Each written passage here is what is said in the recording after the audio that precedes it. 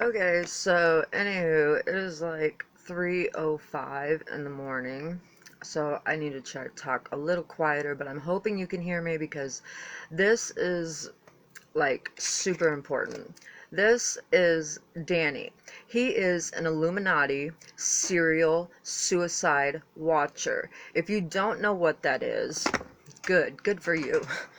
But unfortunately, I know all too well exactly what that is, and he's just gonna move on and do it to the next one unless, they can believe me. But anyways, this guy, including my family, I think it's my sister, has everybody convinced that I'm the narcissist.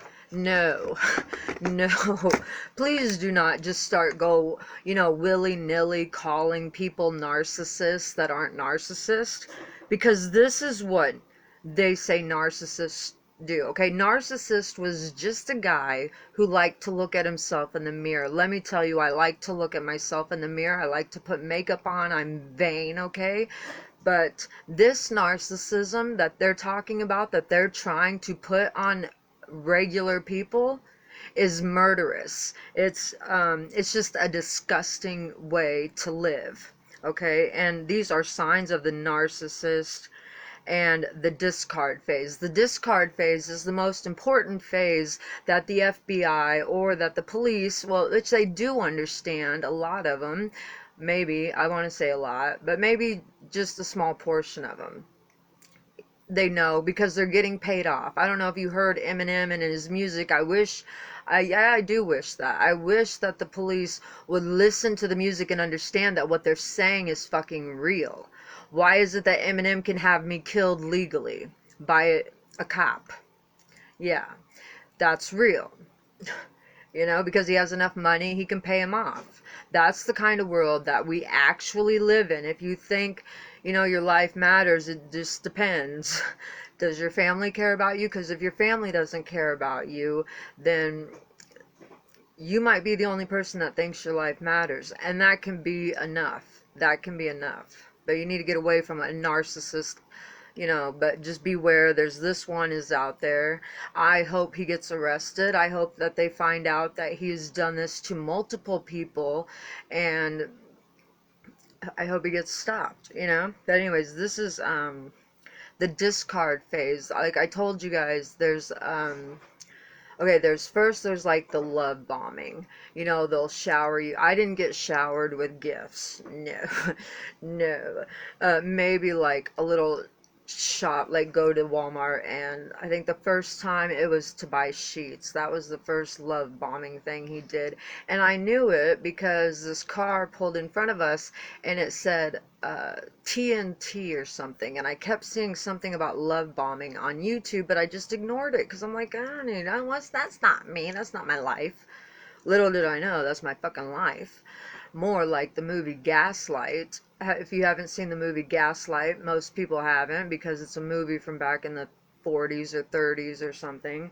And anyways, it's a woman who's gonna gain an inheritance, or has gained an inheritance, and this guy comes in and just schmoozes her. They get married, and then he starts making her think she's crazy, like taking something out of her purse. He did this. He took my food stamp card. I couldn't find my food stamp card for like 3 months, and because I was having this psychosis thing where I really was not in reality, I couldn't, there's stupid things that I just didn't understand that I understood before. So I was paying my mom to cash my Indian checks because I get 2 a year. I don't know about any inheritance from Indian money.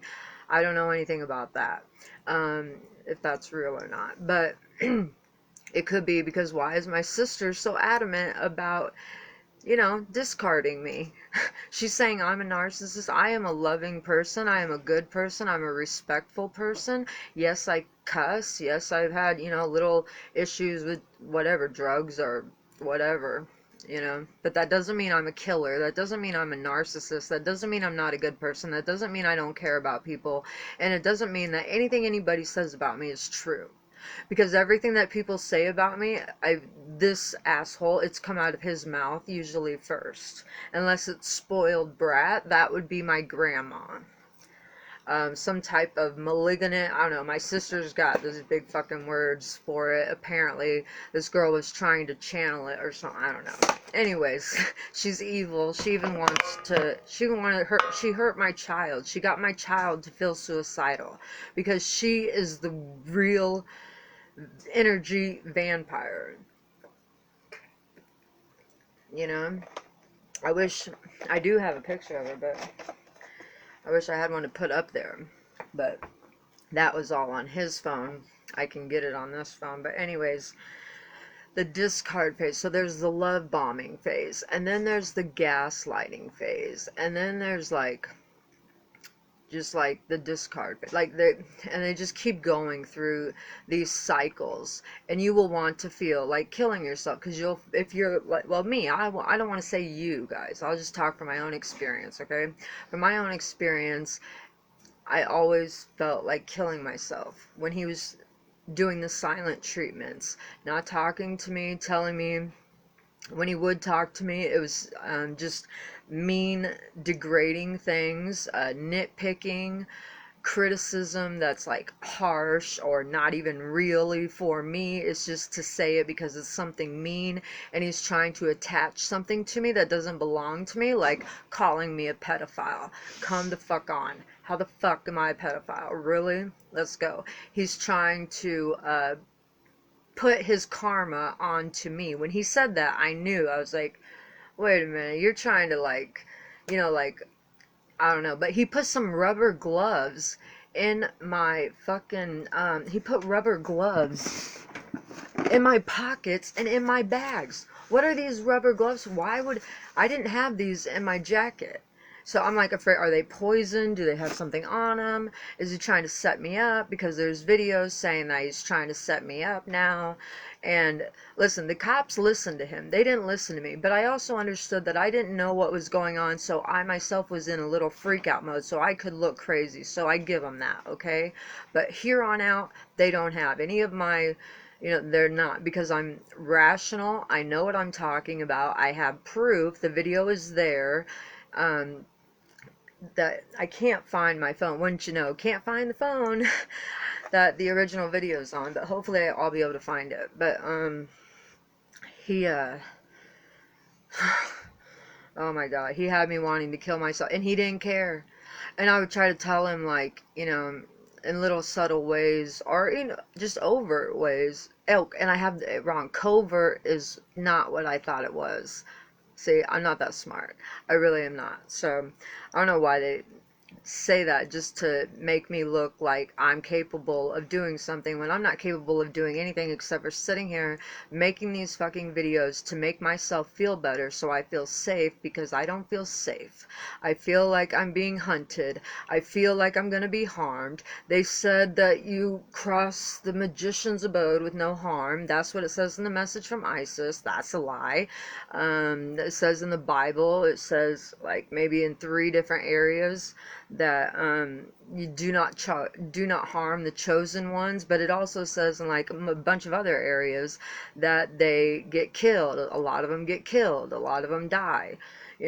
So I don't know. I haven't read the whole Bible, and I don't plan to either. And I don't plan on just rehearsing Bible verses, because I don't think that's what works. And I'm not saying I don't believe in God or I don't have faith in God. I just don't have faith in anything that these people put out here for us and tell us that's for us to protect ourselves, because the police are supposed to be here for our protection, and they clearly are here to hand out speeding tickets, go do drug busts, and human trafficking and rape, child molesting. They don't give a shit. They don't give a shit. No, they just want the story so that way they can get off on it, and then, that's it. And try to fuck you up. So that's what they do. So, anyways, what's it trying to do? Please don't do that.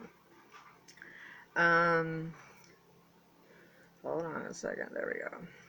What did you do? Take the video off? Okay. To the narcissist discard, it can be quick and brutal, and sometimes the unsuspecting don't even see it coming.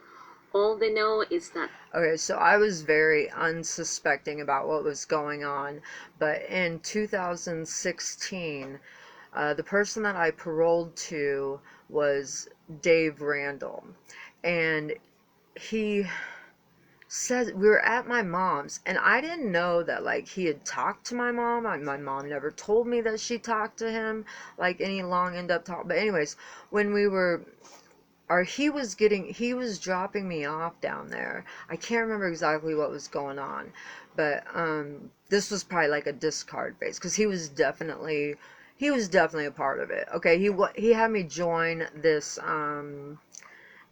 club thing. I don't know what it was. It was like, what was that called? I can't remember the name of it, but a whole bunch of like biker type people are join it. Oh, Abate, Abate, and I always knew, I was like, Abate. That's trying to like bait, like baiting me. That's how I felt. And that's what I thought. But I thought, that's crazy. What was that? Because I never heard of this. I've heard of narcissism before, but the only term I heard it used was with Britney Spears. And it's like, okay, so narcissist was a guy that liked to look at himself in the mirror and just kind of just thought of himself. I don't get it. So anyways, all of a sudden narcissism turns into all this big huge thing where we have my daughters calling me a narcissist, me calling their dad a narcissist, me calling everyone a narcissist, everybody calling me a narcissist. It's like, wait a minute, I know what a narcissist is. I'm living with one. He's trying to fucking kill me. I'm not joking. I'm not lying. I tried to kill myself, like, I don't know how many times while living with him. And he said himself that he would fucking kill me. So, anyways, not that I'm not scared of him, because I know how weak he is. He doesn't look like that anymore. When I looked like I was like gonna die because I was so skinny, and yes, I was using meth that he was giving me, because he is a drug dealer. He has access to all the drugs. Thank God I'm away from that and I don't have access to that anymore. So that is fucking fantastic. So, that's great to be sobered up and not have to, give my energy and make someone like that, look good and healthy. Like, he looks decent in that picture, except for he doesn't. Because I know who he is. But anyways, they have the discard phase. That's the phase that hurts. That's the lonely phase. That's the phase that gets you to want to commit suicide. And of course, don't commit suicide. You need to call 988 and talk to them. Or you need to recognize that it's a demon spirit type, and you need to just push it away. You gotta push it away. You gotta just be like, I'm not doing that. I don't know what to tell you when you're in the desperate moments of wanting to kill yourself, because, watch, now they're probably not gonna let this go. You need to get a hold of a doctor. And if you fear that, okay, first of all, if you're chosen, you're like chosen like in a biblical type sense, I don't know if it's going to be biblical every time, but you're going to feel it, okay? You're going to know it, because you're going to feel it. It's going to be directed at you. Something's already told you that you were chosen. Somebody could have already told you that you were chosen. Dave Randall, the reason why I chosen connects with me was because Dave Randall showed me a shirt. He didn't even say anything. Like, he was just quiet. He showed me this t-shirt and it said Chosen Few. It was from another biker gang, I think. I'm not sure. Or, sorry, Bikers Club. Excuse me. Don't get mad. It's not a gang. It's a club. Okay? They're a club. Chosen Few.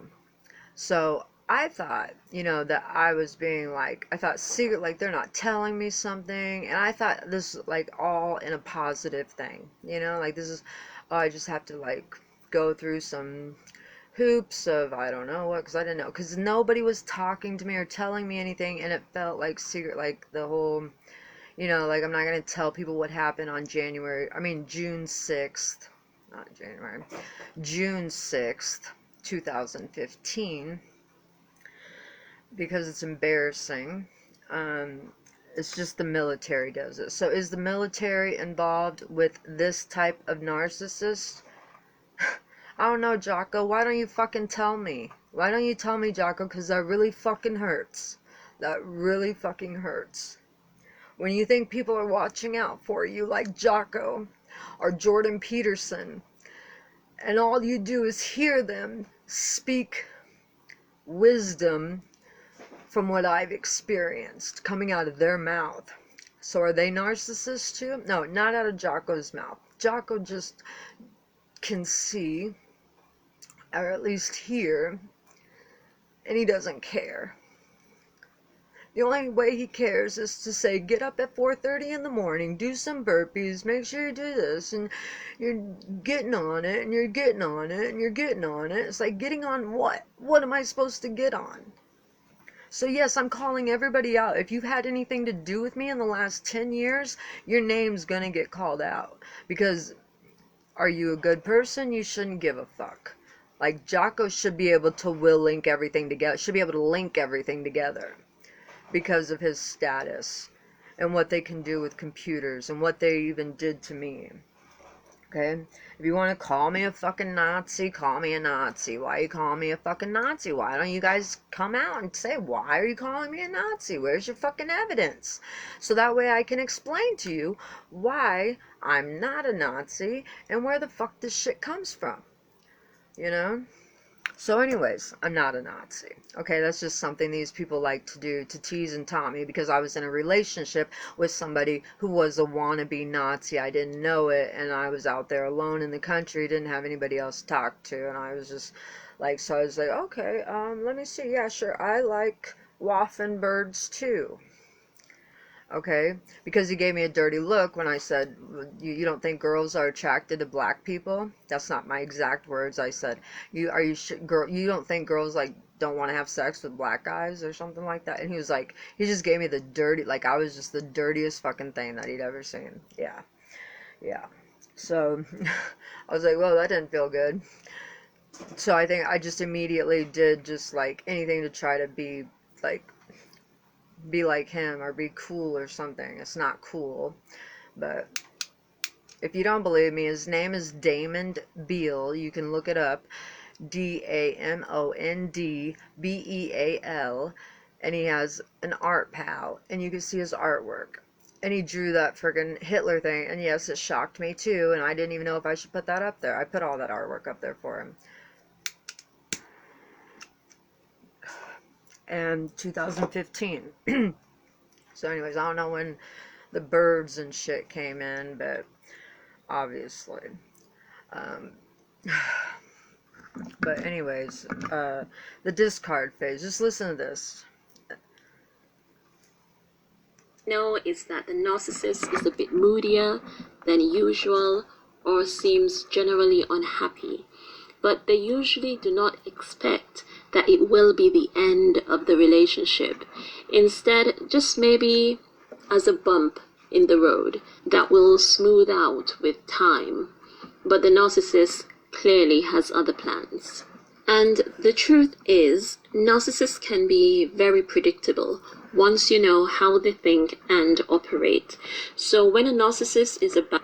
I don't know how they think. I think that they're just thinking payday, because another thing that I was told through a YouTube video that looked like a cop, and you can't find the video anymore, but anyways, is that if you do decide to kill yourself and you're successful at it, they do have a party. They are thrown a party. The police station or the sheriff's department is involved, and they do have a party.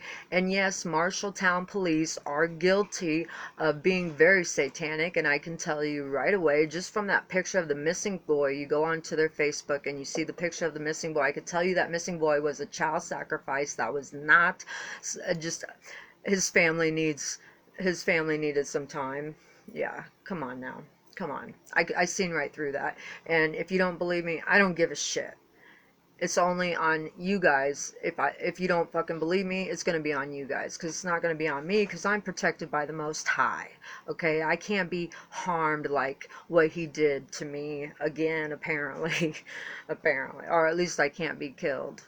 They tried to get me 2 times. They tried to get me falsely imprisoned for their bullshit.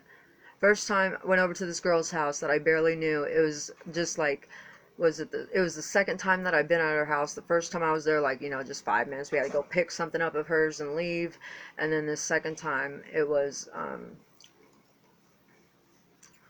yeah, it was that. So, anyways, cops. We were there literally like not even 10 minutes, and the cops are banging on the door doing a raid. And next thing you know, she's got 2 ounces of dope she's trying to flush in the toilet, and because it's not on her person, and I ran into the bathroom like, what do I do? What do I do? They seen us both in the bathroom. So that didn't look good, but still, I knew it wasn't mine. There's no business of it being mine. They'd been watching her. They know it's hers. According to her, they'd been watching her. So, and if you're going to go just bang down somebody's door, you don't just go bang down somebody's door for a fucking phone call from a goddamn Karen. So, they've been doing their, and they knew. But they had to let me go eventually, because I prayed and meditated. And also being innocent helps, so that was good. But anyways, so then there's a fly, a huge fucking fly, like it just woke up from the fucking dead. Swear to God. So that was the first time, and then the second time they tried getting me put away on charges that weren't mine. This motherfucker, they had a warrant for cocaine for him. I don't know what happened. So anyways, cops come in the door, and I'm like freaking out. Not really freaking out, because they told me to calm down, and I'm like, okay, I'll calm down, blah blah blah. Anyways, they didn't find what the warrant was addressed for. So it was addressed for cocaine, and they found marijuana and some pipes. So, and I think what it was what saved us, or saved me anyways, was that I had those pictures that I painted, and there's just I priced them for an ungodly amount, just thinking, if a rich person wants these, maybe. Because I thought I was chosen. Okay, there's lots of us. Some of us are just chosen because we don't know how to protect our energy, or I don't know, we're easy target, easy prey. And anyways, all they want to do is drain your energy battery. Do you have motivation? Do you have goals? Well, they want all that for themselves. So you can see, while I was looking all skinny and like I could have been dead, he was looking like this. Now you should see how he looks versus how I look. And I'm not doing any magic. Okay, I don't know how to do magic. I know how to light candles. I know how to do what a YouTube video says for a money spell. And I don't even follow it. I just do basically what I want and light a fucking candle and babysit the candle. And I'm not even good at babysitting the candle. I turn my back on it. I freaking leave the room. And I'll come back to it. I don't have time to just sit there and watch a motherfucker burn down, okay? So we could put the camera on it. The camera can watch it. I don't know. So anyways, if they're saying I'm a witch, good. Tell them I'm a witch. I could do all the black magic. I could do all the black arts. Sure. That's me. Stay the fuck away, right? I don't give a shit about that. All I give a shit is that nobody else gets hurt from this asshole. I don't even care if it's Lisa. I don't want Lisa to get hurt by this guy. But she's already been hurt by this guy, and you can tell she's been hurt by this guy because she's homeless. She lost her daughter. He talks shit. Like, he talks shit about Lisa to the father of her child, who the father of her child is giving Lisa already a hard time with her, like the custody thing, and always taking her to court instead of just letting things be. Like, he's an idiot. But anyways, her baby's dad is just an unaware, egotistical, prideful, average person, who's like, well, I'm better, and they gotta prop up and say they're better by making you look bad, or if you are doing what society calls bad, then they're going to shine a light on it. That's not a narcissist. That's just somebody with that doesn't know how to handle their pride. They act like a Karen. That would be like what my sister Shannon does, but she knows that she is evil. She knows that she don't give a shit about people. She put my daughter in a fucking group home. I wanted to press charges on the guy that molested me when I was 2, and my sister and my cousin were the only ones that could help me do that successfully, and neither one of them wanted to help because they don't care about future victims. They only care about themselves. Okay, Shannon, I think she liked it. I think she liked it. I think whatever they did, I think they laid her down on a table and they all surrounded her and they all made her feel like she was special, and maybe they all put their fucking arms inside of her. I don't fucking know. I wasn't there. She knows. She was 8. She clearly knows what the fuck happened when she was molested, and I don't know what fucking lies, and she'll cry, and she cries crocodile tears because they're not real. It's so fucking fake. You'll see she'll just like close her eyes and do, it's just, it's not real. It's not real at all. Okay, Shannon, unless you're building her up. And he knows 2 Shannons. Shannon Pennington, I'm not talking about her. He knows Shannon, we call her Ipers. That's what I called her. Because I said Danny just wants her Ipers. Well, she's dying of cancer, and Danny still leads her on. I caught a text message from her that said, "Is she gone yet?" And Danny started saying, "Oh no, that was a message she sent to her mom and accidentally came to me." I was like, "No, I knew it was meant at me because I could feel it. I could feel it, and when I feel things, it's fucking real. It's the truth." So that's that. So anyways, just know if you're chosen, they're trying to kill you or trying to get you to kill yourself. Okay, they're trying to destroy your life. I've had little thumbnails on the YouTube.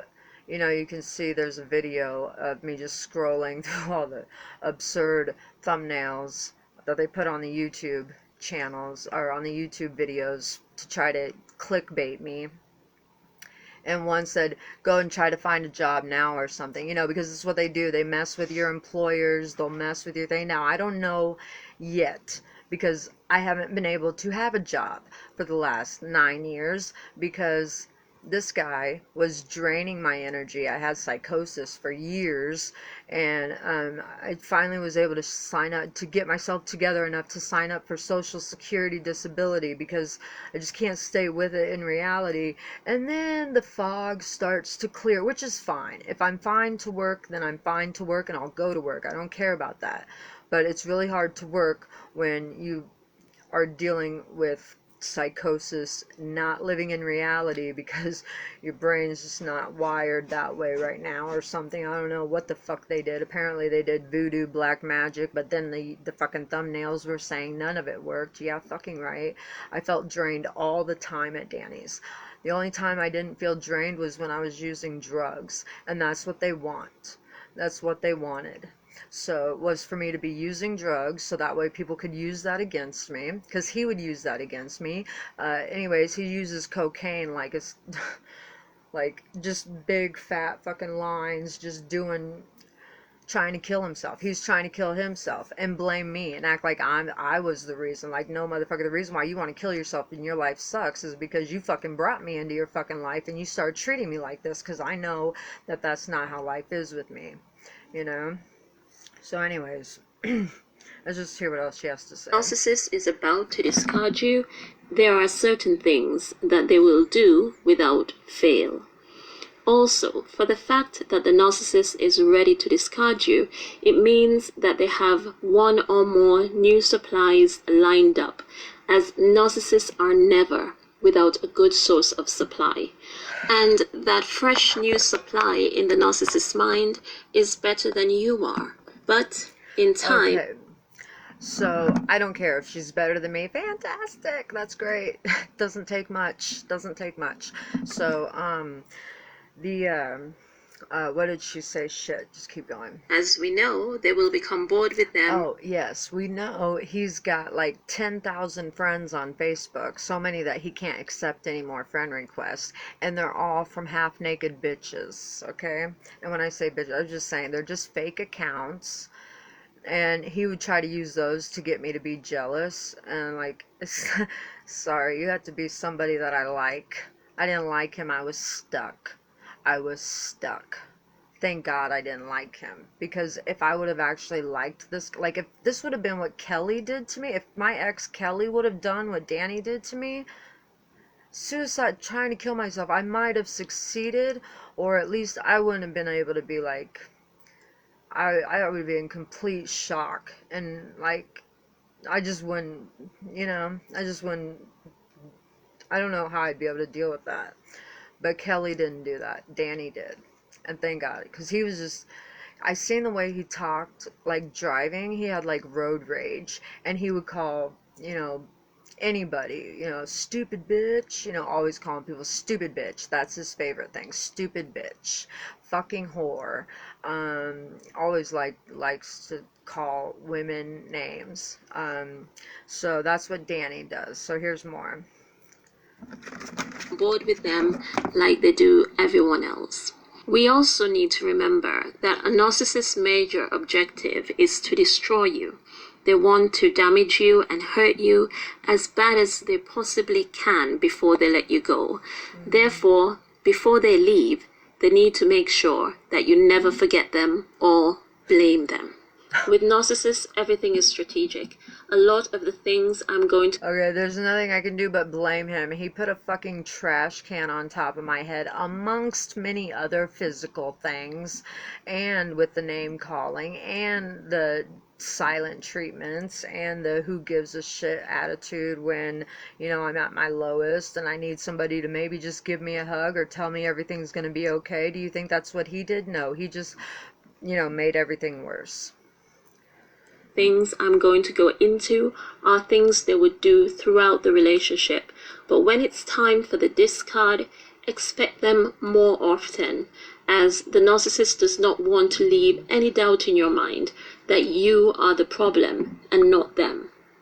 So the first... Okay, well, first of all, he didn't work on leaving no doubt in my mind that I'm the problem, because I know I'm not the problem. I know he's the problem. His greedy, disgusting, pedophile, raping, disgusting disease carrying, STD carrying self is the issue. And no, he did not give me an STD, because I did not have sex with him for the last 3 years of the relationship, because why would I? Why would I? I didn't even want to have sex with him before. So the first thing they will do is criticize you. Expect a lot of negative criticism. They will attack your image, your style, your cooking, etc. They will look to pass judgment on just about anything, all in an attempt to lower your self-esteem and create unnecessary tension. The second thing they So he would, yeah, let's just listen, never mind. We'll just do listen. is start taking the stuff they want. A few items will come up. Yes, I was telling you about my food stamp card. So my food stamp card came up missing, and me, instead of calling and getting a new one, I was just like, it's missing. I don't know what was wrong with me. But anyways, so I looked everywhere for this food card, looked in my wallet, the bed had it. I made the bed every day, so it was always a matter of I knew the bed, it was not in the bed. Well, one day I wake up, and wouldn't you know, after listening for 3 months of him telling me that I don't do anything, that I need to provide my food, and and I'd be like, Danny, I need pop. Well, don't steal my fucking food, because I knew he took it. And I tried telling him, I know you fucking took it. And he denied it, because that's all they do. They will deny. They will never admit it. So don't even waste your time trying to get it. Just know that you're fucking right and move the fuck on. Shut up until you can get out safely. Just shut the fuck up until you can get out safely. That is the only thing that's going to save you, chosen few, chosen lots, chosen ones, is you're gonna have, or if this is your boyfriend and you're dealing with this shit, he's trying to kill you because you have a light inside of you that shines bright, and they don't like it, okay? And they know that that light brings gifts from God that you deserve, like abundance or money or whatever, just so you're not hungry, and you have shelter, and you have love, and you have food. Okay, they want all that from you, and they wanted that from me. They're still trying to take that from me. So um anyways, I woke up and the food stamp card was just right there on laying next to me. I was like, you motherfucker. And I fucking knew it. And he thinks I'm just gonna forget this shit. I might have forgot a lot, but I'm gonna be remembering, and I'm gonna come back in here and I'm gonna tell you exactly everything. And I don't know, like, I don't know what to do, but anyways, just keep listening. Will come up missing, but the narcissist will act as though they don't know what you're talking about. That's the narcissist would also separate. That's gaslighting. That's gaslighting. When they act, when something comes up missing and they act like they don't know, it's not a fucking ghost. It's him. And it could be your mom, it could be your sister, it could be anybody. Somebody who is like, who you just have a weird feeling about. Hide away or blatantly steal whatever money they can from you. There are no limits that the narcissist would stoop. I woke up and there was like $200 missing of my money, and I knew he took it, and I fell asleep, and I was like, ever since that time, I always held my money and stuff like really close to me, slept with it, because this motherfucker is a thief. Would stoop to in order to secure their interest. The third thing the narcissist will do is complain a lot more or express overall dissatisfaction. Yeah. They will find fault with just about everything you say and do. Everything. He would say, I'm going to go to State Center. I'm like, okay, I'm going to go with you. I don't give a fuck. And that's how he would respond to me. But then this bitch that killed her son for insurance money, which they get away with. I don't know how they get away with it. She probably paid the officers off there in State Center. Or maybe they just don't know. But Danny knows, because Danny talks about it. So anyways, Donna would call, and he's talking all nicey. Why? Because Donna is going to leave Danny her inheritance, because, well, she don't have anybody else to leave it to. Her son just died in a fire. Was the fire suspicious? Apparently it wasn't. Apparently he just passed out and dropped a cigarette, and the fire started, and he's dead now. And Wyatt Barnum, so he's dead, and Danny was friends with him, hanging out with him on the daily. But now Danny's in line to get his inheritance, when all Danny did was talk shit about Donna, talk shit about Wyatt, how dirty and disgusting they were. And now he's kind of right. He's pretty much right. They are disgusting. They have bed bugs, and I had to clean out their place that, was on fire, and their old property. And for nothing, basically, because he's got all that. Like, he didn't pay me what he should pay me, like, he was just giving me like $10, $20 here and there. And while he was spending, $80 on cocaine, I would just get a little bit. Well, then she thought I was thinking I'm the one, like, being greedy and shit, because he's going to Donna talking shit about me. Meanwhile, he's stealing from Donna, using Donna, like, driving her fucking vehicle like shit, making her pay $1,000 and fucking, like, to fix it. Just because of the way he drives it. Because of the way he fucking drives, and he knows it, and he doesn't care. He just wants the money out of her to him. It's like, you're an idiot. Why don't you just save the money, wait till when she dies and save the money and get something? Like, why don't you just have a nice fucking car? No. So anyways, he's retarded. They don't make any fucking sense, because they are seriously retarded. I don't run on whatever the fuck they run on. They run on greed, and they don't care about life. And like I said, he's known so many people that have come from money who then lose it all to just kill themselves. And he knows so many people that have done that. Do you know so many people that have done that? You might know maybe one person, or know of two people that have killed themselves, but you don't know many people that's a fucking story. Like I said, he's got like 6 stories on repeat. So fucking annoying. I would sit there like, really, this one again? Like, I seriously, like, the fucking overt feeling, like, I felt like everything was overt, not covert. I had that all wrong in the last video. I should just delete it, but I'm not. I should delete that video because it makes me look like I'm a narcissist. But they're really good at making you take on things that aren't yours, especially if you're an empath, like you have empathy or sympathy for people. They use that, and especially if you're introverted, wow, yeah, you'll take on so much guilt. But if once you are able to find yourself and realize that that's not yours, that doesn't belong to you, you get a lot of weight off your shoulders, and you can walk a little bit better.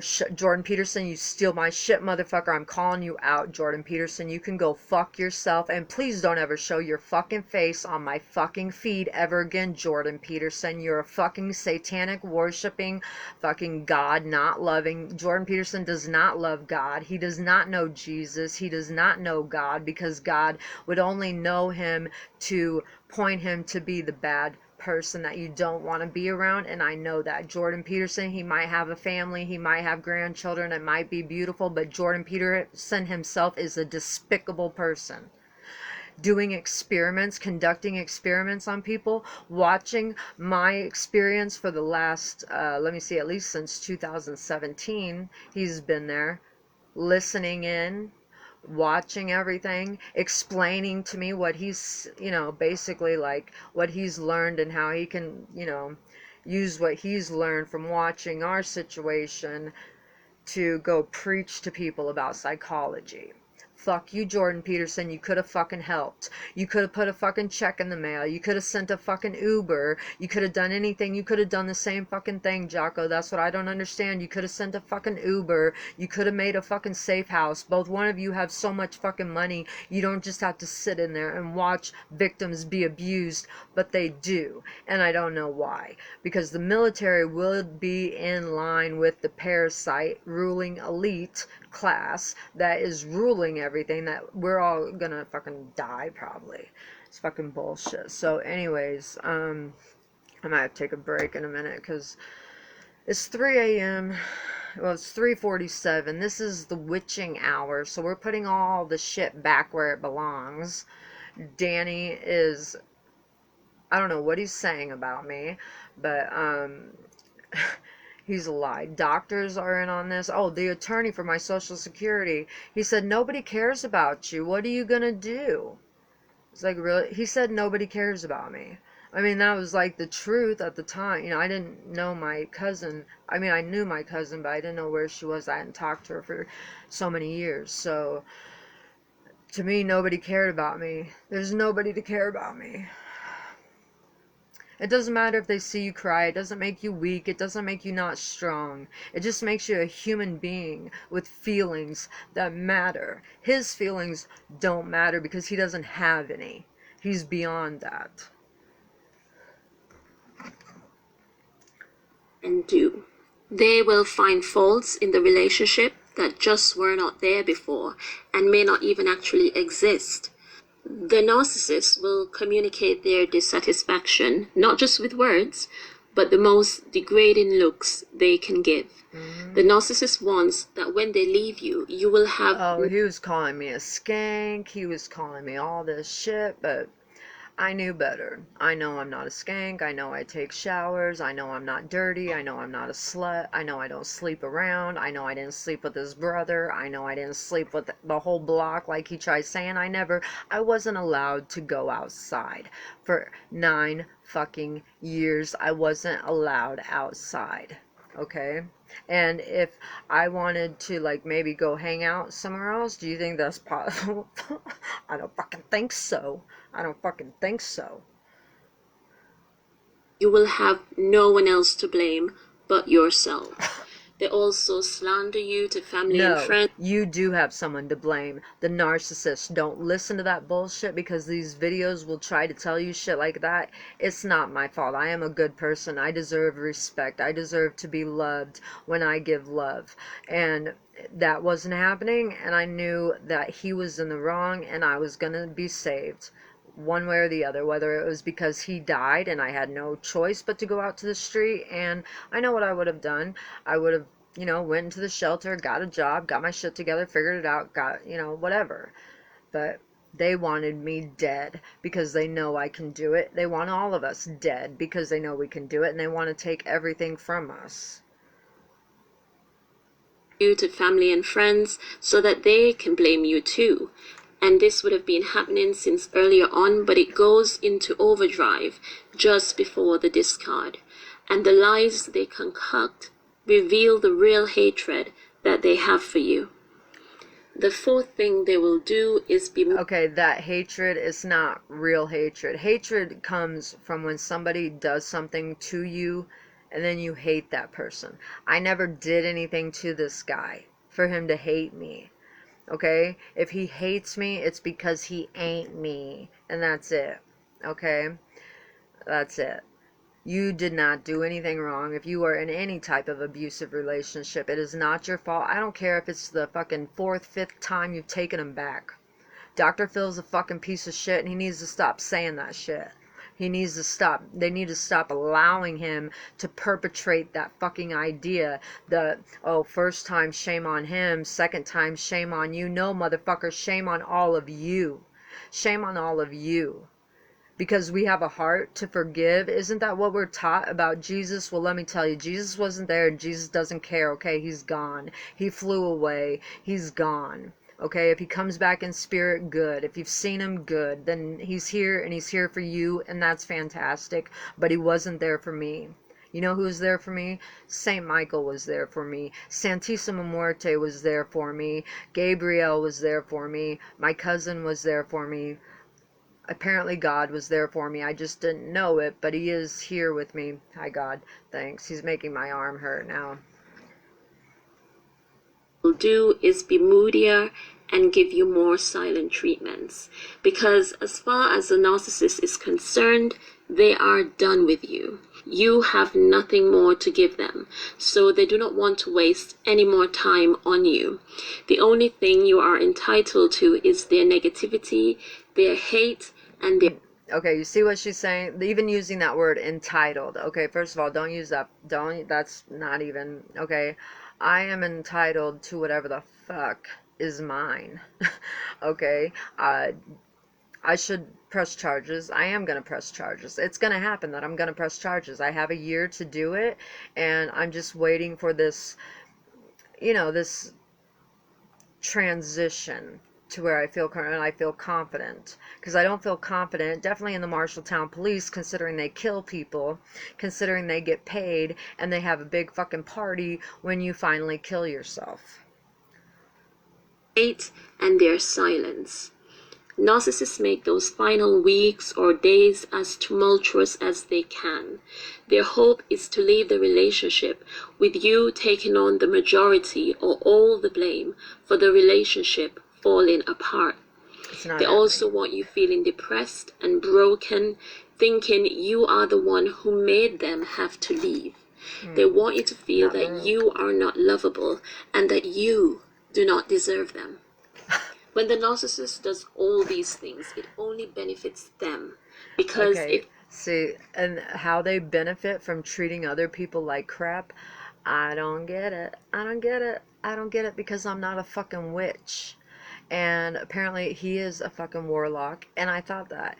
He is familiar with biker gangs. He acted like he didn't know Dave Randall. He knows Dave Randall. Dave Randall knows Danny Petro, and they both know that they know each other, and I could tell by the way they, kind of didn't interact, So, there's that. Because if they ever wanted to come back, all that crazy making was to ensure that the person will be feeling somewhat vindicated or worthy of their love again and take them back in a heartbeat.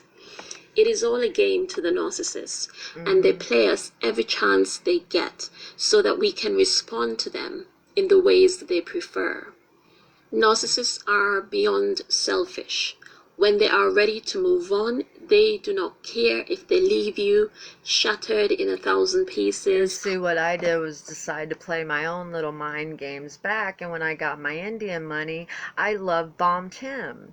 I love bombed him by buying him, you know, a bunch of this dollar deodorant and a weed tray for his weed and a roller that it came with and all this shit. And I bought him fucking, I don't know what I bought him. I just bought him a bunch of shit. Just love bombed him like I'm a retard, you know? But really, I'm not retarded. Really, I'm just getting ready to leave, is what I was getting ready to do, was leave. I was waiting for my check, and then I was going to spend it all and kill myself. That was the plan. And then I did try to kill myself, but that was before the check. And then I had some more pills that I was saving, and he knew it because I told him. And I even told Jocko in a comment, but because I was trying to, you know, like figure out how I didn't want to die. And I thought Jocko was trying to help me. He wasn't trying to help me. He's just being there just to make sure everything's going according to plan. So what now, Jocko? Haven't seen your face since I left. Or have I? Have I? I don't remember. Pieces, or racking your brains trying to find out where it all went wrong. The truth is, that is exactly what they want. They want you broken, confused, and distraught, but above all, pining for them. That is the narcissist's ultimate twisted desire, which is to basically still be desired and wanted, even after they know they have done all they can to destroy you. For many people, the narcissist discard can come as a surprise, and it can be traumatic to those on the receiving end. But only if you love your abuser. Sorry that I'm incapable of that. I was raised that men don't hit women. You don't deserve that. First time, shame on him. Second time, shame on you. No, shame on him every single fucking time he puts his hands on you. Just because you fall for it, because you're a loving person and you would never do what they're doing to us, you would never do that to anybody else, we don't fathom it. So we get back and we're like, you know, that wasn't why I got back with Danny. Okay, this is different. My situation with Danny is I knew what was going on. I didn't have a safe place to go. I kind of felt protected by Danny, like, you know, shelter, and kind of like if anybody was going to come in and hurt me, that he wouldn't let them hurt me. I did feel like that, but I don't know if that's true. So, but he would say things like, you know, he wouldn't let someone else hurt me, but you know, I don't know. I don't know how he's doing now. But anyways, when I was leaving, he had a PICC line in his arm. He had like 8 different bacteria infections, a bone infection, just gross staph infection, and he probably had some type of fucking sexually transmitted disease because he was fucking with this girl named Scary Mary, who the guy that she had living with her, because they lived next door, but not anymore. But anyways, the guy that was staying with her, they fucked around or whatever, and he was in the hospital for a couple days because he had to have an IV to get the STD or whatever. But anyways, I wasn't having sex with him because I already knew that he was going out and fucking other people, and he's disgusting like that, and I knew he was disgusting like that because it just, yeah. So anyways, thank God that I did not get any diseases. I look up in my corner over here, I always look up to the corner to the people that I'm looking up to. One time it was some people, now it's just God. Now it's just God in my corner. It used to be Putin and Kim Jong-un, and now it's God. Okay? Does that sound weird? But that's what I did for myself. But the narcissist's leaving can be seen as a blessing in disguise, because once you realize what you were dealing with, you are much better off without them. You just have to ensure to resist any future hoovers and focus on rebuilding your mental and emotional health. Okay, so that was a good ending, but don't say, I don't like when she said that we're not entitled to anything except for negativity. Like, I don't think so. Well, apparently money is negative energy, so pile the negative energy up, bitches. I wish I could. I wish I could sue the frickin' Center Associates for putting false diagnosis on me, for forcing me to take medication that I did not want to take. Yeah, I threatened to kill her out of like the heat of the moment of like trying to explain to her, your shot is killing me. I will fucking, that's what I said to her, because she would not stop insisting that I have this shot that was killing me, and I could feel it and I didn't want it. Thank God I got my way. And so then they started just giving me Abilify. They were having me on Invega, and that did work, like, but my brain felt like it was melting, but then I could feel like I could watch things and it wasn't talking about me, so it did work. But then it became like a bunch of weight gain, very tired, that, I don't know, I just felt it. So I have no doctors to say, I just felt it was killing me. Well, now there's people that have gotten like a cancer, like breast cancer, and late stages of it or something. I don't know, a rapid something. I don't know. But anyways, people are getting cancer from that. So, we still don't know. I'm not out of the clear on any of that. I was jerking a lot. Like, I'd be laying on my pillow. My head would just be, like, moving, like, my face, like, digging into the pillow, like, weird, just shaking. And I couldn't stop it. And my neck would fucking hurt. And that was from the Abilify. And so I just got my doctor, my psychiatrist, who's not a psychiatrist. They're nurse practitioners. They're not psychiatrists. There is one psychiatrist at the psychiatrist office that is not available to be seen because they only need that psychiatrist's name and title in order to employ these Illuminati little people that don't have it in them to go get the full doctrine. So anyways, they diagnosed me with all these different things, schizoaffective and schizophrenia, paranoid schizophrenia, and I don't know what the fuck else they diagnosed me as. And I got my freaking medical records here, but I don't understand them. So anyways, so that's the fun discard phase that I was trying to tell you about, the last phase. But see, then they'll go back to the first phase. But the love bombing, after a while, it doesn't, that could last as long as it takes to be nice to you for a car ride, and then it's right back to treating you like shit, so yeah, there's that. Let me see.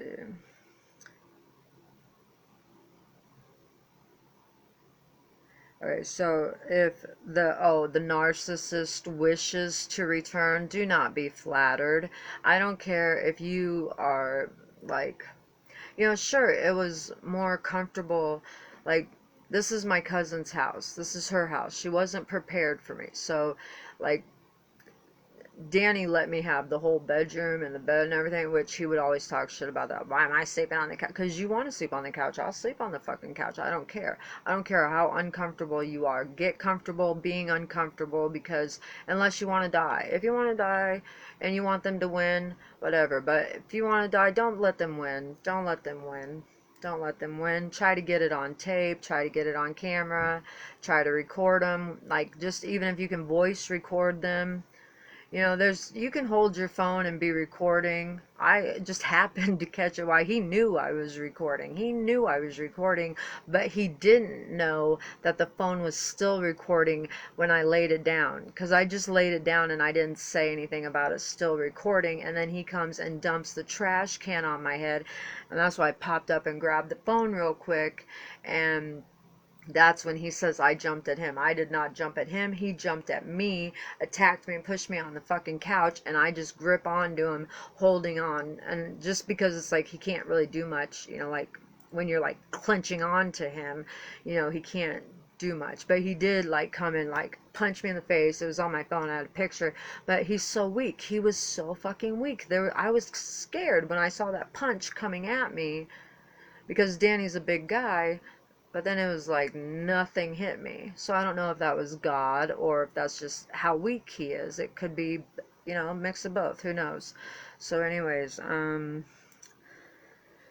let me see. So anyways, right now everybody's out there calling everybody a narcissist, and it's a big thing. That's what they're doing. Like, that is the the parasite elites mind game that they're playing with people now, or that they're having people play on other people. My daughters are calling me narcissist. My sister's going around telling everybody I'm a narcissist, and now I'm going around telling you the truth about what their narcissism means, because it's not Britney Spears likes to look in the mirror and is just very vain. Okay, if that's narcissism, hello, I'm narcissism all day long. Okay? But I'm not a killer. I'm not a suicide watcher. I have feelings. I respect people. I have empathy for people, and I care. And I feel remorse when I do things that hurt other people. These motherfuckers, they don't. Okay? These people do not. I don't know what they are. Gang stalkers, Illuminati witches and warlocks. Apparently he thinks I'm going and doing spells on people. Ooh, good. I am. Yeah, I'm doing spells. In fact, speaking of spells, let's see what we can do for a spell. All you really have to do if you want to do a spell is you just have to find a piece of paper and just write it out. That's all you gotta do. Spell it out. That's all you gotta do. Now, our spelling it out might not be as strong as their sacrificial blood from the torture of little babies and people, because they like the blood of babies that are being tortured.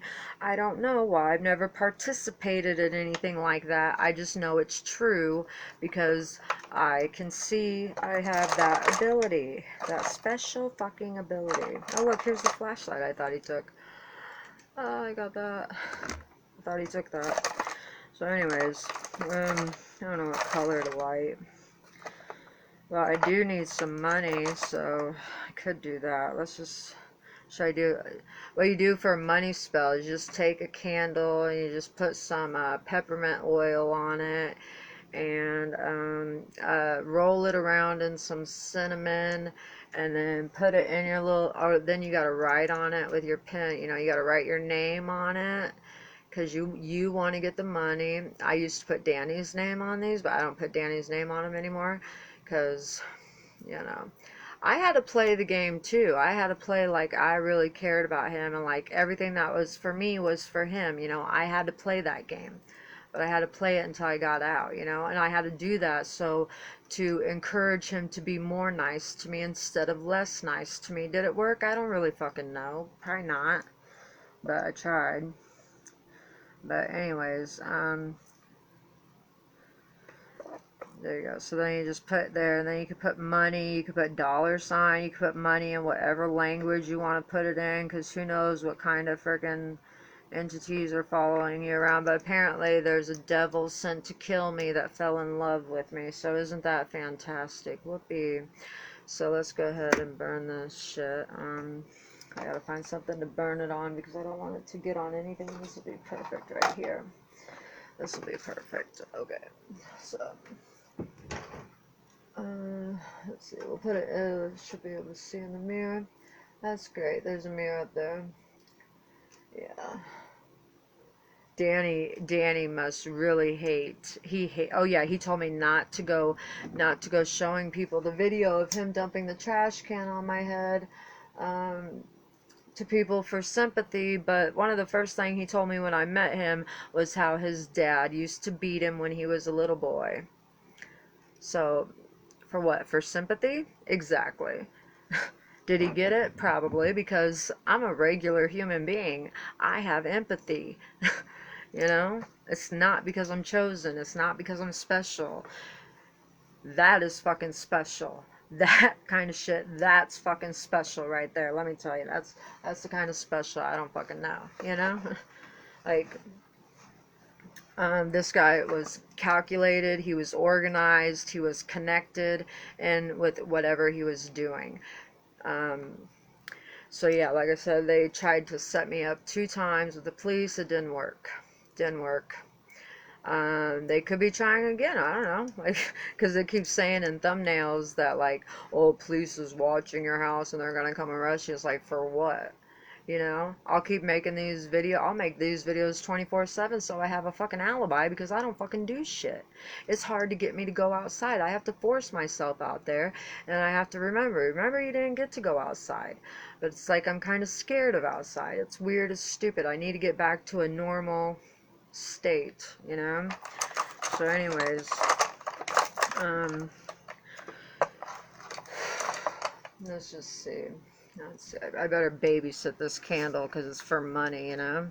I'm trying to get a lot of money just so I can have a lot of money and I don't have to worry about ever, you know, running into somebody that's not, you know, I don't worry about, like, finding another narcissist and accidentally dating him or anything, because I have that ability to see through people. Like I said, I saw right through it. I just didn't have anywhere to go, you know? Like, my thing is probably just don't even give anybody the chance, because people like us, people like me, attract those motherfuckers like flies on, you know, whatever flies are attracted to. So, yeah. I need to get this out of here. Hold on. No. That's bad. I need to put this over here. And I need this over here. So, anywho,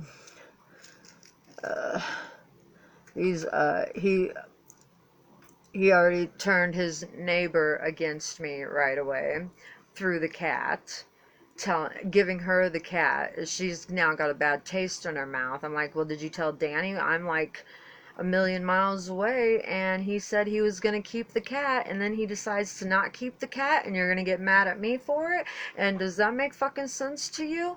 So keep abusing the fucking abused person. That's fantastic. That's somebody who goes to church, okay? That's somebody who, you know, knows how to stick up for herself. And, she just let Danny fucking, you know, whatever, manipulate her into having a bad taste in her mouth about me. What was I supposed to do? I would have taken the cat to the ARL before I left if he would have said, take the fucking cat. But he didn't. He said, leave the cat. He wanted me to leave the cat. He was also like, oh, you can leave whatever you want here, and you can come back and get it, and you can come back and get it. And I was thinking, maybe I'll come back and get it. And then once I got out here, just a really strong sense of you're gone, stay gone came over me, and I trust that. So, not going back, okay? I'm not going back into a death trap. I don't want to go into Marshall County. I don't want to go to Marshalltown. I don't want anything to do with that shit. So anyways, let's see what else they're trying to tell us here. Do you want to know what God does to a narcissist when they try to destroy you? I'd like to see it. I don't want to hear it. I want to see it be done, you know? So, okay, Elon Musk is begging me, apparently. Well, Elon Musk, do you not know how to leave a fucking comment under one of my videos with a phone number that I can reach you at, and I can delete the comment, or you can delete your comment? Do you not know how to get a hold of somebody regularly, or do you just get a hold of them through the fucking shit? Because Elon Musk, if you're trying to talk to me, I'm sorry. I can't understand thumbnail talk. This is how attorneys prove narcissistic abuse in court. Oh, this will be good to know. Okay. I'm going to turn that on because I need to smoke a cigarette and so I'll turn this way.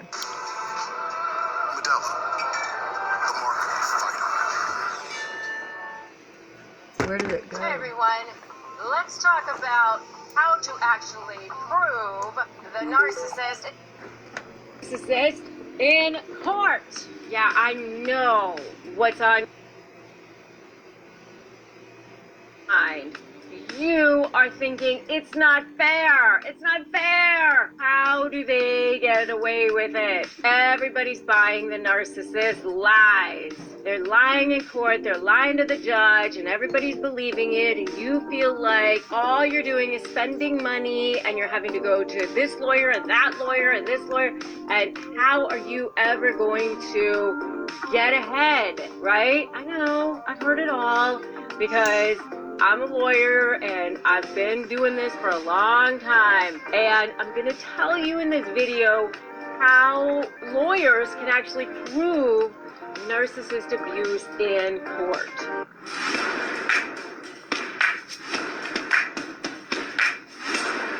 All right, I'm Rebecca Song. I'm the best-selling author of the book Slay the Bully, How to Negotiate with a Narcissist and Win. And if you haven't already subscribed here, I invite you to do that now so that you don't miss out on the powerful strategies I share to help you reclaim your power and not just beat the narcissist now, but actually get your freedom back, get your life back, and become the best version of yourself. All right, so it's vital to understand what the breakdown is. So many people feel like the court system is stacked against you. And in a way, it kind of is. And the reason why I'm going to tell you that is because it's not built to get punitive damage, is to divide assets or to give people their kids, give people time with their kids. That's the job. Or, you know, if there's a spousal support claim, then okay. Even if it's a business dispute, maybe it's probate litigation by case law, and move on. And you've got a judge who more than likely has way too many cases on their docket and more than likely has, so they don't want to hear about that. That's on one side of it. And by the way, judges are overworked, underpaid, maybe highly esteemed, sort of, you know, at this point, I don't even. Under fucking paid. The average judge makes $200,000 a year, $206,000 a year, and that's underpaid compared to what? What your fucking greedy congressmen are taking in from the pharmaceutical lobbyists? Probably.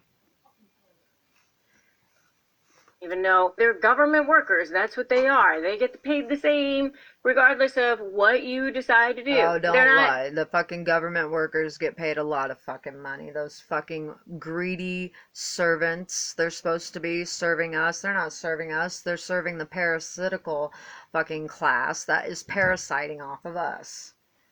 Getting paid more. There's no bonus involved. They do get evaluated based on how they do get kickbacks. Oh yeah, they do. You think Eminem's not going to pay off a judge?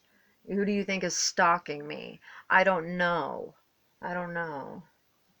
They get cases off their docket, or how often they get appealed. If they are appealed too often or things happen, you know, they're not going to get reelected or reappointed, you know, depending on how it is that they got that position in the first place. They're not lifetime appointees like the Supreme Court, the U.S. Supreme Court. Shut up. At play politically for the judge. Have you heard anything? So this bitch say anything? That bitch is not saying anything about that. Wow. Okay, here we go.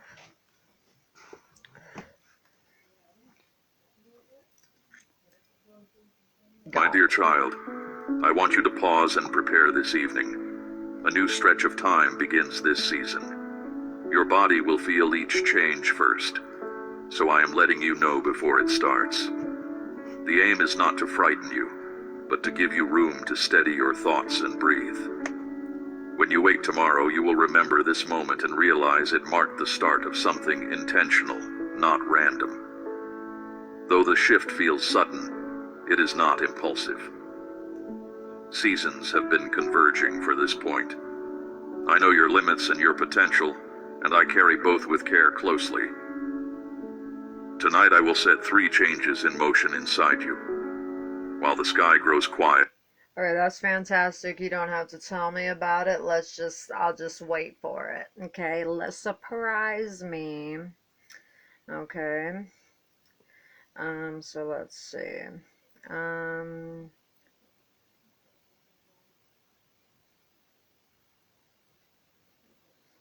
Here we go.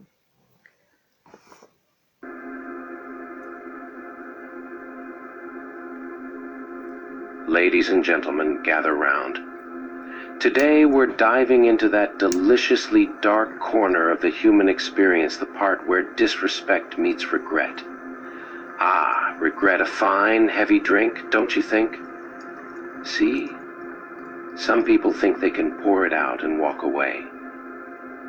They think they can walk all over someone, bruise them with words, trample them with actions, and that somehow there will always be another chance.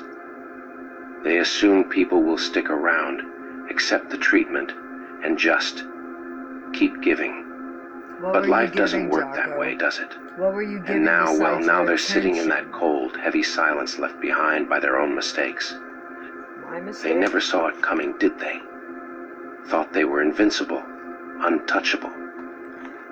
They thought that no matter what they did, you'd always be there waiting, forgiving, enduring. But everyone has a breaking point, even the strongest, the most loyal. They took your silence as a weakness, your patience as something they could test over and over again. But there comes a time when even the most giving of people draw the line. And the last time they threw those words at you, the last time they dismissed your feelings, well, that was it. They just didn't know it yet. Imagine their surprise now, waking up to a world where you don't exist. Oh, they didn't think it was possible. After all, they were so used to having you around, always there, always giving. But now, they're left with the bitter aftertaste of regret, realizing that they've crossed a line they can never uncross. And they're sitting there, replaying it over and over in their minds, the last conversation, the last exchange, wondering if maybe, just maybe, they could have done things differently. Regret has a way of creeping in, doesn't it? It doesn't hit all at once. No, it seeps in slowly like poison, filling every corner of their mind, every empty space of their heart. At first they might have brushed it off, thought, oh, they'll come back, they always do. But as the days turn to weeks, they start to realize that maybe this time things are different. Maybe this time you're really gone. And that's when the regret begins to sink in heavy and cold, wrapping itself around them like a ghost they can't escape. You see, they never thought that silence could be so loud. They never thought that your absence would leave such a gaping hole in their lives. They thought they could go on, move forward, forget. But you were never just a fleeting presence, were you? You were the warmth, the comfort, the light they took for granted. And now that light is gone, leaving them to stumble around in the dark, haunted by the memories of what they lost. It's funny how people don't realize the value of something until it's gone. They thought they could treat you any way they wanted, that you'd always come back, always forgive. But there's a limit, even to forgiveness. And now, as they sit in the wreckage of their own choices, they're beginning to understand that some things are irreplaceable. They're beginning to understand that they let go of something they can never get back. They replay the moments in their mind, the words they said, the things they did. They remember every instance where they chose to hurt you, dismiss you, disrespect you, and with each memory the regret grows deeper, darker. They're left wondering why they couldn't see it sooner, why they couldn't appreciate you when they had the chance. But it's too late for why now, isn't it? Because you're gone, and there's no going back. Now they sit alone, surrounded by silence, haunted by the echoes of their own actions. They might try to fill the void, might try to find someone else to take your place. But it's no use, because they're not looking for just anyone, they're looking for you. And deep down, they know that no one else will ever fill that space. They know that what they lost was one of a kind, and that knowledge is a bitter pill to swallow. Their pride, once so inflated, has been deflated by the weight of their own mistakes. They thought they were above it all, that they could act however they pleased without consequences. But life has a way of humbling even the most arrogant of people. And now, As they sit there, wallowing in their own regret, they're forced to confront the reality of their own actions. They're forced to face the fact that they had something precious, and they threw it away. In their quiet moments when there's no one around to distract them, they feel the full weight of their choices. They feel the emptiness, the loneliness, the regret. They feel it in their bones, in their soul. And they know, deep down, that they have no one to blame but themselves. They know that they had a chance, and they blew it. And that realization, well, that's the kind of pain that doesn't go away. They might try to reach out, might try to apologize, might try to make amends.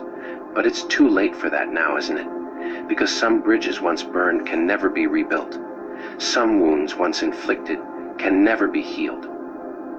And they're left to live with that knowledge, left to carry that regret for the rest of their lives. They used to think that they were in control, that they held all the power.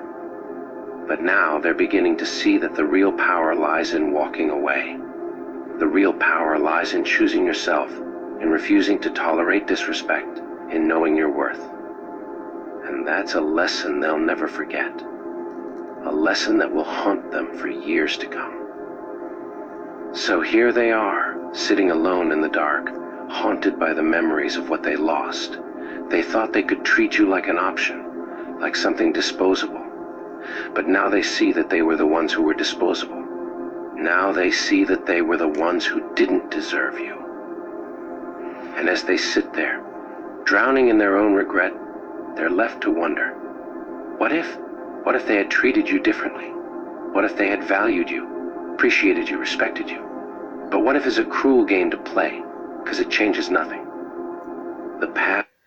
Okay, so I'm going to read this. So, I was the one that my family was trying to trade. They knew I was coming long before I arrived.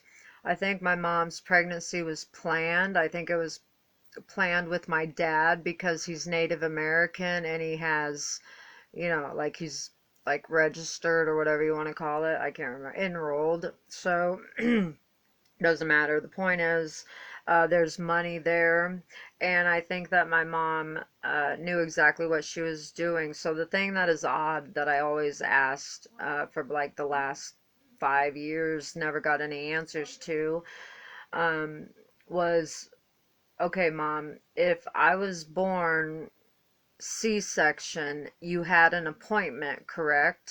Like you had an appointment to have a C-section at 2:10 a.m. in the morning, because it was a planned birth, okay, for 3/12/1982, whatever. So that way the stars and everything were aligned just right. So when people say that they went and had my birth chart read or whatever, no, they had my birth chart calculated before I was born. At 2:10 a.m. you're not having a fucking scheduled C-section, okay? So there's that. They felt the stir in the bloodline. The old spirits whispered my name in the womb, and the karmic ones, those bound by greed and fear, hatred and jealousy, they panicked. So I don't know who that was, but I know my grandma, Rosadell Michael, she's definitely a witch of some sort. Those bound by greed, they panicked, so they did what cowards always do with divine power. They tried to control it. They tried to bind it. They tried to offer me up before I could remember why I was even here. That would be where Gary Lee Scott comes in and what my mom was talking about, how it was very sadistic. That's what my mom said, something like that. So she's not here anymore, so we can't clarify anything with her, and she wouldn't clarify anything anyways because she was thinking she was cool with these people, you know, because I don't know what her fucking problem was, but anyways,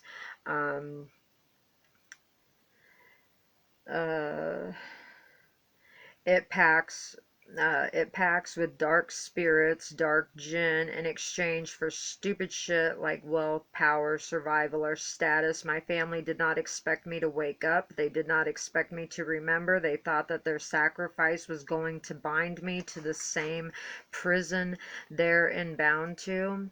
They thought I could never accept the silence, the sickness, the false light that they disguised as love, but I woke up and know the pact is broken. I am protected by wild things that my family could not control. They tried to tame me with trauma. That would be the sexual abuse, where I learned to disassociate from a very early age. Tried to isolate me with shame. They did that very well. As a child, I was completely isolated. They tried to collapse my self-worth, which is obvious if you would have known me before I started waking up. I didn't know my self-worth.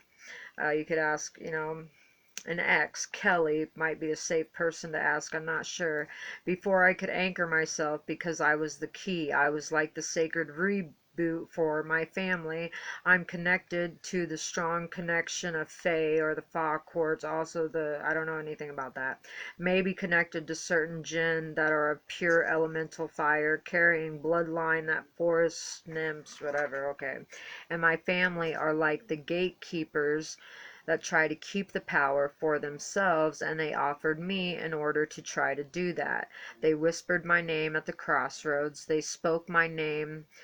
They spoke my birth into contracts and sealed it with wine and blood and salt and sexual abuse, energetically draining my energy every night as a child, used as an energetic battery for rituals, masked as family gatherings, psychologically programmed to perceive the trauma I was experiencing as love. So, when my grandma was calling me a spoiled brat, and they were, telling me that, well, Jerry gets it and you don't, like just stupid shit.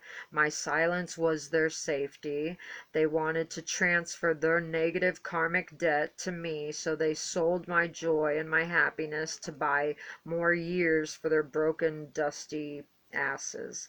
But it did not work. I was not meant to be owned. I am the breaker of that generational pact. The bloodline has been called to bow to me. The contracts that were made without my consent are broken. My memory will come back. My dreams will be messages. I'm going to remember what happened the night they offered me up. I'm going to see the symbols that they drew on me. I'm going to see the entity that tried to mark my aura. The reversal of contracts. Every ancestor will be judged. I will be cleansed by elemental spirits who remember me even when my family did not. Clairvoyance, weather magic, animal communication, plant healing, traveling to ancient rivers, and blah blah blah. They tried to bury me in the family tree. They summoned a reckoning. They mourned me at a mock funeral in an attempt to erase me. My bloodline sent nameless ones. They are now living in my enemies' homes, and the bloodline remains cloaked. That's me. And that would be my Native American ancestors that are definitely with me. I just know that because I just know that. It could be some of my grandpa's side of the family, but I can tell you my grandma's side of the family is complete garbage bloodline. They are just garbage. So, the Greens are just garbage to me. I think they're all child molesters, but you can move on. You can talk now.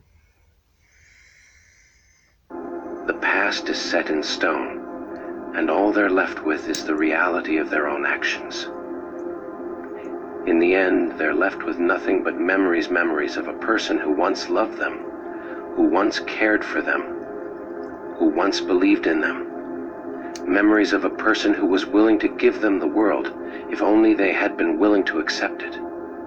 And those memories, well, they're a constant reminder of what they lost, a constant reminder of the mistake they can never undo. Could you stop that, please? So let them sit there, Let them wallow in their own regret. Let them feel the weight of their choices. Let them feel the emptiness of their own actions. Because sometimes the only way people learn is by losing something they can never get back. Sometimes the only way people learn is by living with the regret of their own mistakes. They're left in that dark, hollow place, aren't they? Where the quiet whispers of regret drown out every other sound. It's funny, isn't it? They once found your kindness amusing, maybe even weak. Thought they could stretch it, twist it, and you'd still be there, unwavering. But kindness has its boundaries too. Oh, it might stretch a long way, but eventually it snaps back, and when it does, it leaves a silence that nothing can fill. And now that silence is their constant companion, echoing in every room they walk into, a reminder that they pushed too far, too fast. They wanted you to stay trapped in their games, their petty, endless cycles of manipulation. They thought they could keep you circling, dizzy and lost. But what they never realized was that you were already seeing beyond the walls of their maze. You knew where the exit was, and you knew it was only a matter of time before you took it. So you left, calmly, quietly, leaving them to play their own games alone. Now, every move they make, every strategy they hatch, it falls flat because they have no one left to play with. They've lost the one person who truly knew the game. And let's talk about that loss, because it's starting to dawn on them, isn't it? They're beginning to understand that no one else sees them the way you did. No one else cares enough to stay through the storms or lift them up when they stumble. Oh, they might try to replace you, might search for someone who brings that same light, that same loyalty. But each attempt will leave them feeling emptier, more alone, as they realize you were unique, someone they could never replicate. And now, they're left with empty connections, shallow exchanges, and the gnawing realization that they threw away the real thing.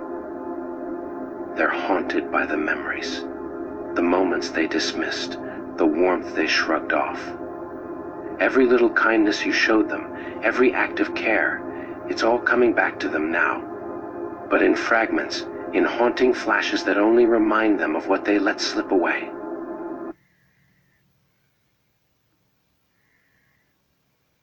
What do you call your lady parts? At PhD, it doesn't matter, as long as you take care of them. So if your flower needs watering, try PhD Vaginal Moisturizing Gel to soothe dryness or discomfort with the #1 doctor-recommended brand. Lasting comfort and confidence. Free. Yeah, why don't you just play that commercial, you fucking retards? Hey, Collective. So we are picking up on someone from your past. This is someone that you trusted, and they are very guilty of placing hidden cameras inside of your home. However, the Holy Spirit is telling you, Collective, if this is your reading, this person will soon be approaching you, and you need to allow for them to speak. Yes, they are guilty of doing some things that they shouldn't have, that they had absolutely no business doing.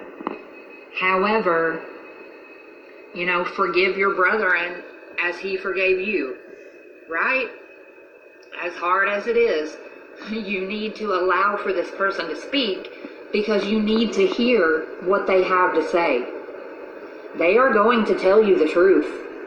They are going to tell you the truth about a puppet master, or the ringleader, if you will.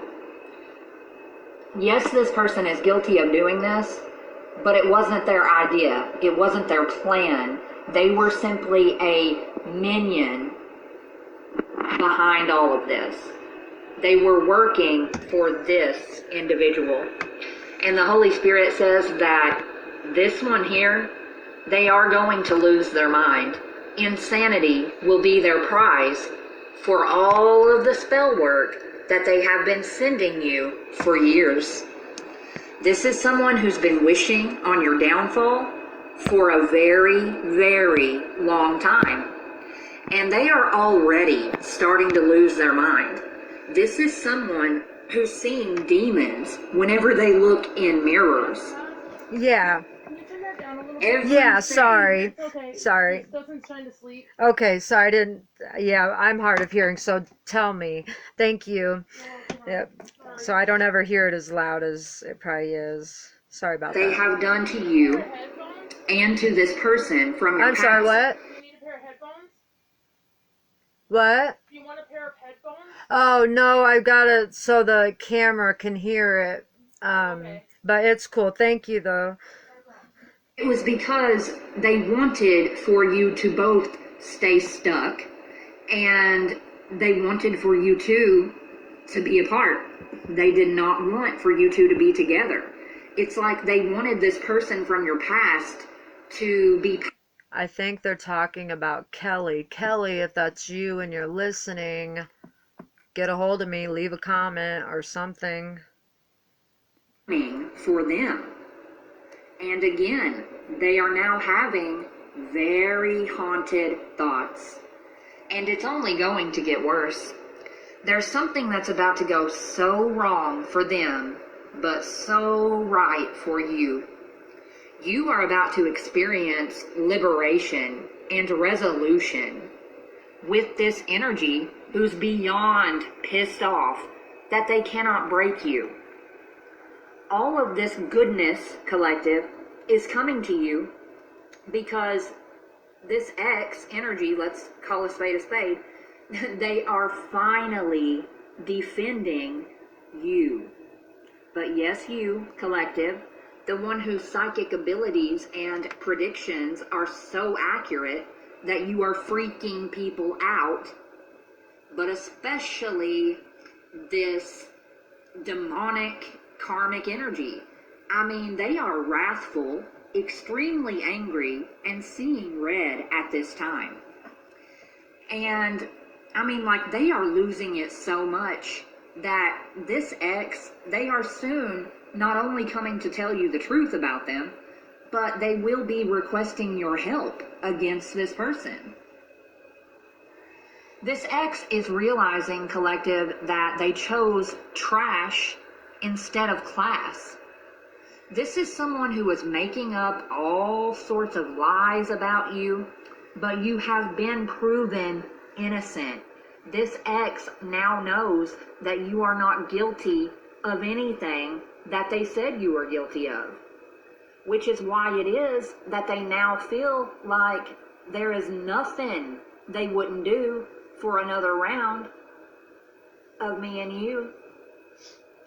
Yeah, God is saying, collective, that your pain was not in vain. This is all coming together. This X could be someone who's trying to send you telepathic communication right now. And I feel like the Holy Spirit is telling both of you, collective, you must cut out any and all of your friends because they are not your friends. They are. Well, Kelly, that'll be easy because I don't have any friends, Kelly. You know, the only person I have now is where I am right now, and so that's all I have. You are both surrounded by snakes. And I mean so much so that you need to be careful about who you share information. No, see, I'm proudly surrounded by snakes. That's my great-grandma's last name, so I'm proudly surrounded by snakes. Share information with. This X collective, I feel like this is someone, they've never really missed anyone before. They've never really cared about anyone like they care about you. So the fact that they are feeling your absence so deeply, it really has shocked them. And you know, we're picking up birds of a feather, they do flock together. There is this dirty old man or woman, collective. Remember, you know, there is no gender, specific gender in tarot, it's all energy. But this mastermind person, they are dirty. It's like a dirty old man or woman. And you are soon to be receiving this very exciting news about this puppet master, this karmic mother or father.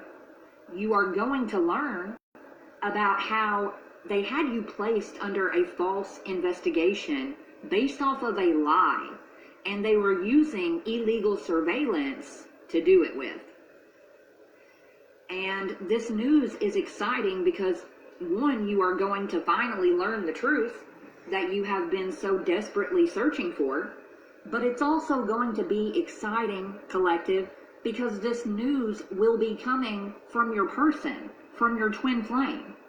And for some of you, you don't know this, but this twin flame has been in very close proximity to you for a long time.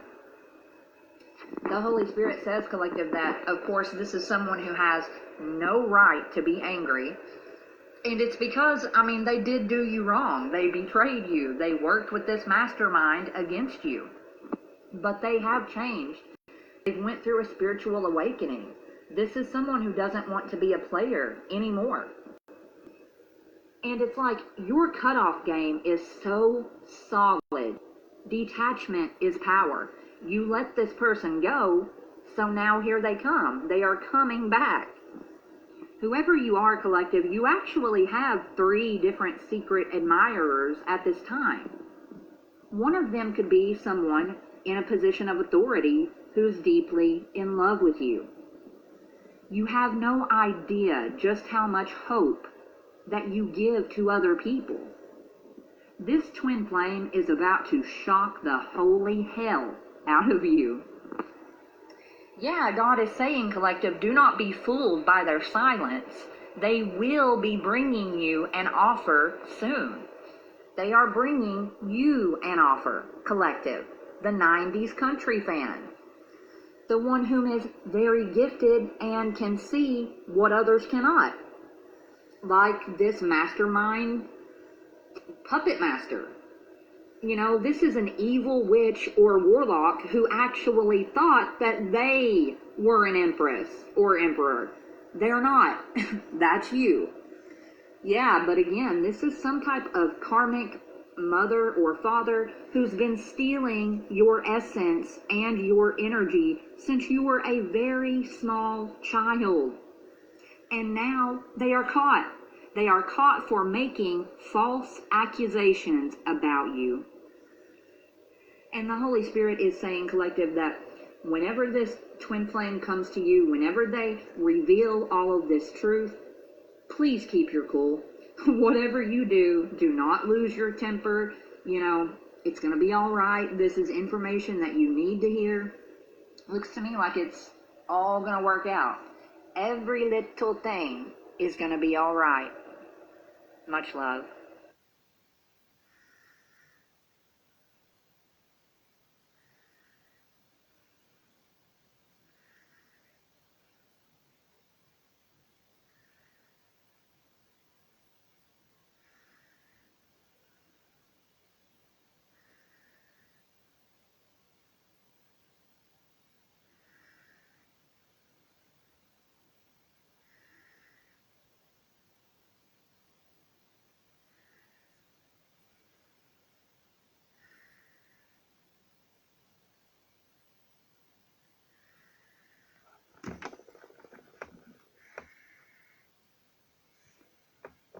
With a Cologuard test, you can screen for colon cancer for $0. How many goats is that? 0 goats. That's a good deal.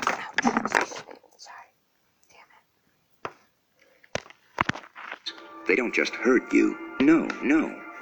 They choreograph your destruction like it's a damn ballet. They don't stab you with blades. They hand you the blade and convince you to do it yourself. You ask, why did he leave you homeless? Why did he bring in his guy friend while you were still picking your soul up off the floor? Simple. Because he knew you'd already been wounded before. And predators, they smell blood. He saw the cracks in your armor and chose to break them wider. Why? Because weak men don't build. They break. They don't heal. They hurt. And when you're strong enough to survive your past, they get scared. So they sabotage your future. That baby mother who didn't want to meet you. That wasn't a coincidence. That was strategic. Divide and isolate. Classic tactic. She wasn't the threat. You were. Because you represented truth, sanity, a reflection of what he could never be. And when his mother took the kids, including your daughter, out and introduced them to that woman, that was a message, a sick little message. You don't matter. It was because you represented truth, sanity, a reflection of what he could never be.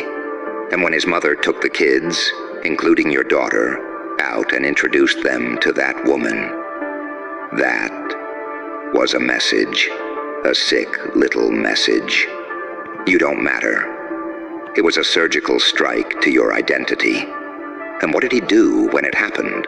Did he protect you, defend your name? No.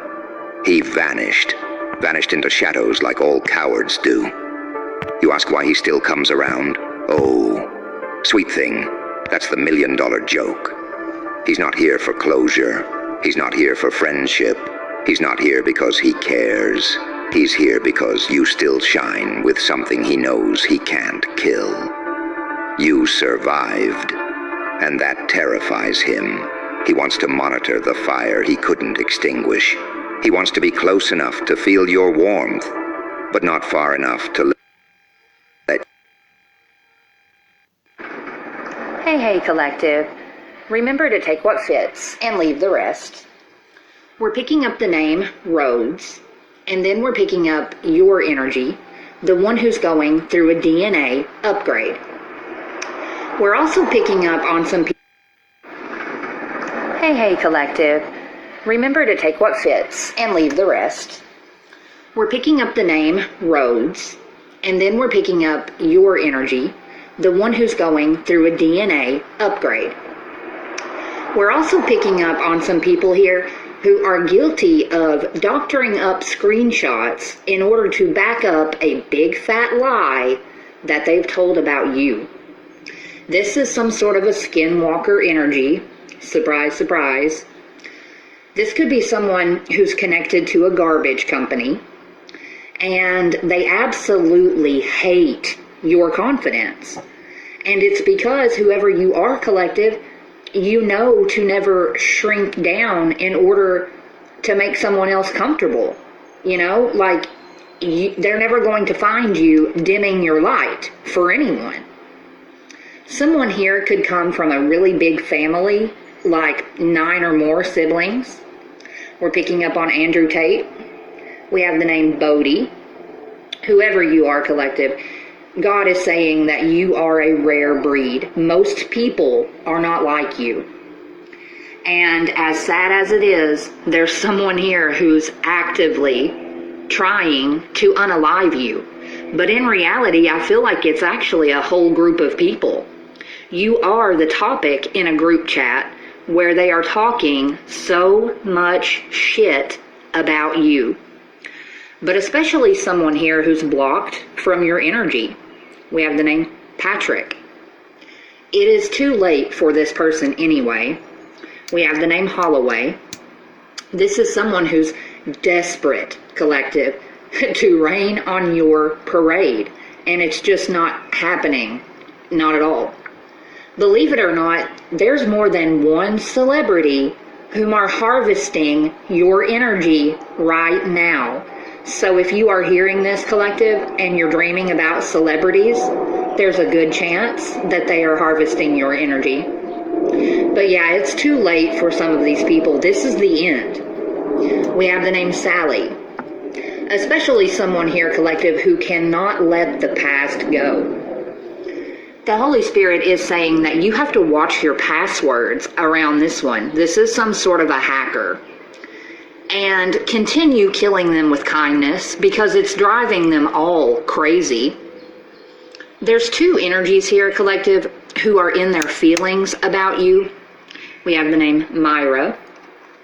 And this group of people, this is some weird-ass swingers cult, swingers coven, you know, whatever you want to call them. But you've been being attacked by some sort of a wife energy because of a lie. You are not even guilty of doing what they think you've done. There's some sort of coven of witches that have lied about you. You know, this swingers group collective, they are witches. They are warlocks too. You know, it is what it is. There's someone in this group, though, they need to stand up to their bully. They need to stand up to their bully, and they need to defend you as well against this person. But yes, you, the one who is a fantastic storyteller. You've also got karmic family members who are within this group. They are all fighting with each other, collective. Everything is coming undone. There's also some sort of reality TV star we're picking up on. We have the name Hazel. This could actually be someone in your extended family, whether you know this or not. We have the name Luna. We're also picking up on an eye doctor, who the Holy Spirit is calling the gaslighting king. And this person is about to be taken out of here by their own ancestors. You know you've had to do something heinous for that to happen. We're also picking up on a record label. Your path is so full of tough trials and tribulations, collective, because of the calling on your life. We have the name Copley. I feel like there's someone within this group, though, who is about to spill the tea. We're picking up on someone who could have their moon in Libra. We have the name Courtney. They are about to spill the tea on an energy here who is so jealous that someone else is in love with you. That's what all of this is. It's some weird-ass jealousy. But specifically, we're picking up on a polygamist relationship within this group. And God is saying, collective, that all of this may not make much sense right now, but it will in the end. Someone here wants to be seen as something that they're not. This could be someone who believes that their beauty will get them out of trouble. Okay. We have the name Neil, and we have the name or the location of Houston. But there's someone in this group who's been sending you a lot of dark magic, like a lot of crown chakra magic. And God is saying, collective, that you have saw this person's bullshit from a mile away. And that could very well be why it is that they plan on ghosting you. They feel like you know too much. And if you are not tapped in, collective, the Holy Spirit is asking you to tap in because you are missing a lot. We have the name Stewie. Whoever you are, though, you carry the spirit of a warrior. That much is for certain. We're also picking up the name Summer. There's some sort of a mother and daughter duo who've been sending you a lot of magic. There's also someone here who owes the government, and the government wants their money. This could be someone who feels like you're being stubborn. This could also be someone who loves to trip on shrooms and acid. And this person doesn't know it yet, but at the last crime that they committed, they left some damning evidence behind, which is exactly why it is that they will be part of a high-speed police chase. And for some of you, collective, you know, as always, do not make this fit if it doesn't. But your mother gave your dad permission to sexually abuse you, right? And that could be stepmom, stepdad, foster mom, you know, whatever. But they sure did. They gave them the green light to hurt you, the animal lover. These are people, collective, who are also guilty of mail fraud. And these are people that are in denial. It's like they refuse to believe that you could possibly be a messenger of God, whenever that's exactly who you are. But especially a village idiot here. We have the names Joan and Conley. It's like they refuse to believe who you are, yet simultaneously they know that you pack quite the spiritual punch. It surprises them. There's someone here, collective, that you are going to end up hitting it off with, and that's because there's another energy here from your past. It's like they want to come back around and say, I'm sorry, but God is saying that sorry won't cut it this time. I feel like you're going to be moving on. And you know, this group of people, they have expected some sort of transfer of wealth. And there is going to be a transfer of wealth, but just not in the direction that they are expecting. This wealth is going directly to you, collective, where it belongs. Much love.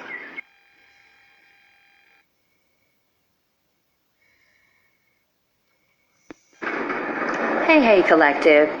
Remember to take what fits and leave the rest. We're picking up the name Rhodes, and then we're picking up your energy, the one who's going through a DNA upgrade. We're also picking up on some people here who are guilty of doctoring up screenshots in order to back up a big fat lie that they've told about you. This is some sort of a skinwalker energy. Surprise, surprise. This could be someone who's connected to a garbage company, and they absolutely hate your confidence. And it's because whoever you are, collective, you know to never shrink down in order to make someone else comfortable. You know, like, they're never going to find you dimming your light for anyone. Someone here could come from a really big family, like 9 or more siblings. We're picking up on Andrew Tate. We have the name Bodhi. Whoever you are, collective, God is saying that you are a rare breed. Most people are not like you. And as sad as it is, there's someone here who's actively trying to unalive you. But in reality, I feel like it's actually a whole group of people. You are the topic in a group chat where they are talking so much shit about you. But especially someone here who's blocked from your energy. We have the name Patrick. It is too late for this person anyway. We have the name Holloway. This is someone who's desperate, collective, to rain on your parade. And it's just not happening. Not at all. Believe it or not, there's more than one celebrity whom are harvesting your energy right now. So if you are hearing this, collective, and you're dreaming about celebrities, there's a good chance that they are harvesting your energy. But yeah, it's too late for some of these people.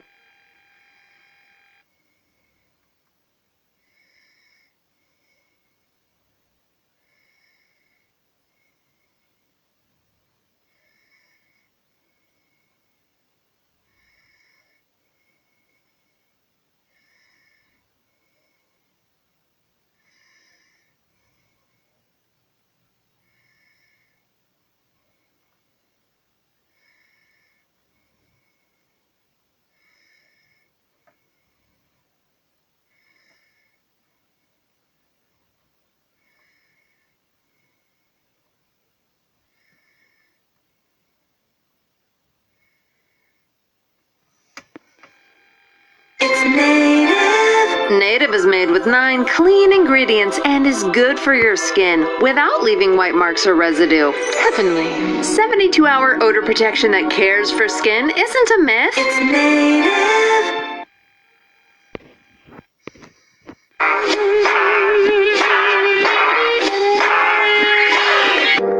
You sit there stone-faced as if I'm not here. Can't you see that I've been crying?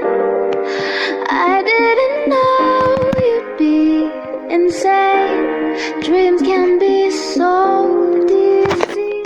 Yes, I've been knowing it's Eminem, especially since this Skylar Grey song came out a long time ago, and the way I can feel the Eminem music. So fuck you, Eminem, you fucking faggot, letting Dr. Dre fuck you in the ass. We know that's the truth. Oh, keep my cool. Sorry, God. All I am to you is a pain in my neck, thorn in my side, stain on my blade, blood on my neck.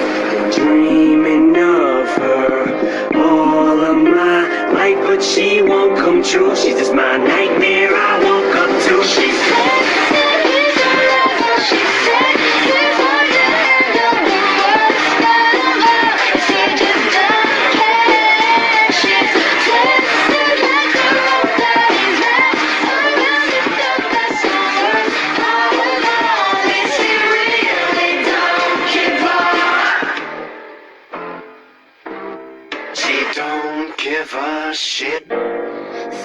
Sometimes I wish that you would just die, 'cause I'm too afraid of leaving. I didn't know you'd be insane. Dreams can be so deceiving.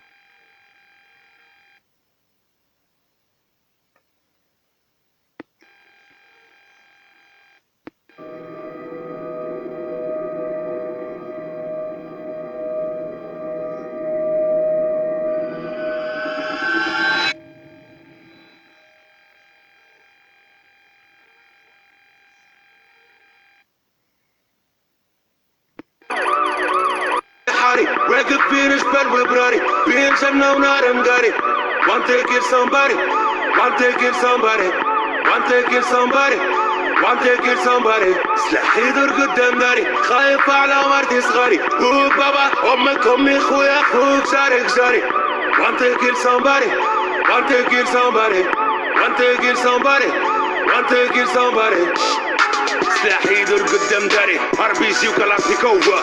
البلاد اليوم قايموفا بين الاخوات وبيس نوفا سميتوها ثورة الاحرار رجعتوا بلادي افغانستان صبيتوا زيت على النار بس الماء طفيو في بركان وفت الاحزاب جملة وحساب انتو مالك سمتونا بالفتنة الاخوات تقتل في الاخوات ارباح بعضنا لقتنا سلاح يدور قدام داري اخبار دم هم غم موت سلافي علماني افغاني جيشاني تكفير وتكبير وتكسير فرودة فتاوي قرضاوي سعودي قطري هما اللي جابوا سلاح يدور قدام داري فتنونا قتلونا صنعونا ارهابي جهادي فدائي ودحومة انتحاري كل صنباري خلصنا فاتورتي شدوا البلاد اليوم قسمونا اسلامي ويساري عرب بويا مسلمين رانا اخوات كل اليوم ماشي بينا البلاد ولقينا امان في اللي عطينا الامانه الاخوات اليوم ولات تخاف من الاخوات الخوكات الخو والاخوه في الجبانه كل صنباري خايفنا في بلادي الدم يزيد يسيل كل صنباري قتلوا قتيلوا قبيلوا هبيل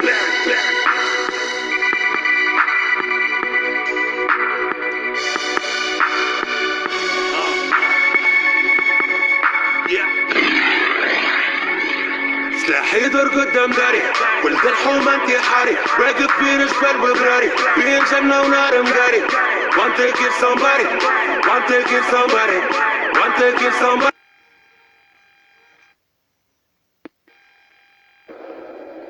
Hey, collective. So we are picking up on your energy, the social justice warrior. There are some people here who have been sending you blocking spells on the daily. And the reason that the attacks have intensified is because you are so close, collective. You are so close to gaining all of the truth and all of the clarity that you have so desperately been searching for. We're also picking up on angel number 140, which is basically just a reminder to you, collective, that all of the divine assistance is available to you. You've got God, you've got your angels, guides, and ancestors who are surrounding you every minute of every day. They are always waiting to be called upon so that they can defend you, right? Even if it feels like you are alone, you are not. You have an entire army of spiritual beings that are constantly protecting you. And they are especially protecting you from someone here whom is wicked. I mean, this person is like lurking in your energy as we speak.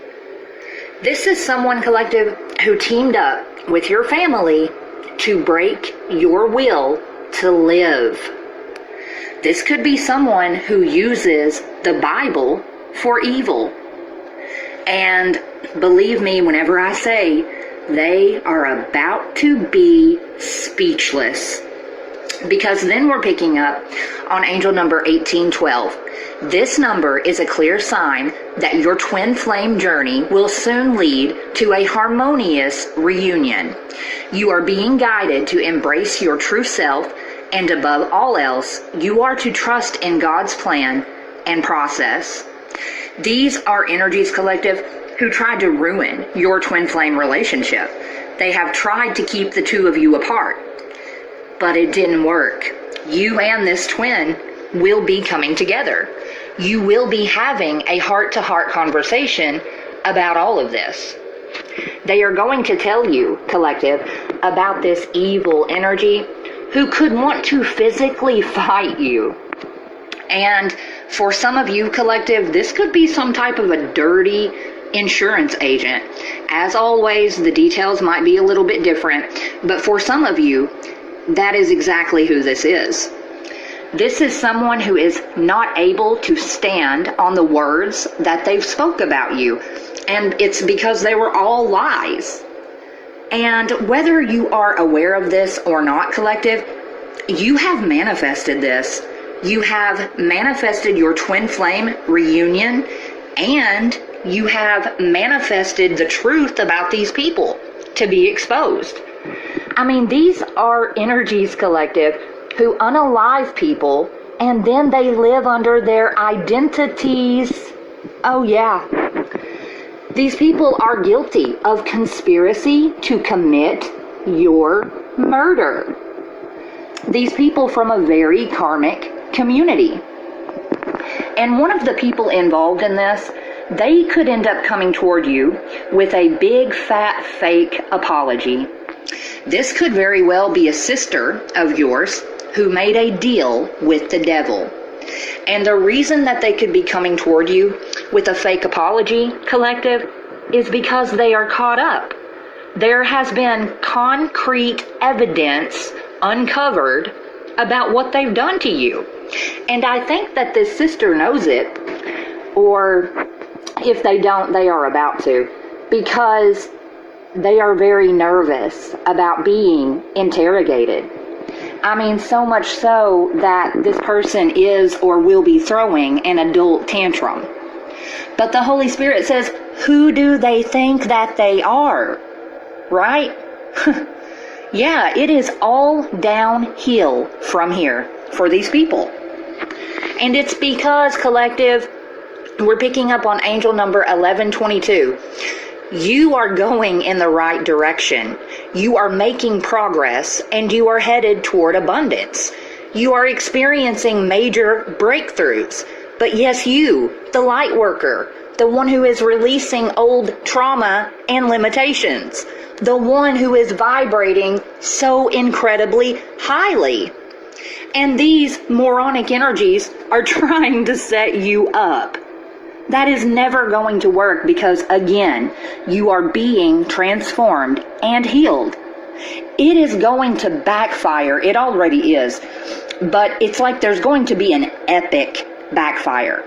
Please believe me whenever I tell you that this group of people, they are going to be planning a funeral for one of them. Yeah, this is about to take a very drastic turn. And after this happens, collective, after this person passes away, this whole group of people, they are going to be feeling paralyzed by fear. And it's because of you, the one who's embracing your rebellious spirit. They are finally going to understand after this person passes who you really are and what they have been doing to you. You are in alignment with your soul mission and your life purpose, collective. You could very well be an indigo child who's been sent to Earth with a beautiful mission to accomplish. You could have been born in the 80s. But it's like these people are finally going to realize that you are who you are, and you are who you are for a reason. None of them or anyone else is ever going to be able to stop your mission. These energies are absolutely batshit crazy. And it's like, collective, they were presented with the opportunity to do you dirty, and they jumped on it. They fell for temptation. They did you very dirty, and they lied about it. Much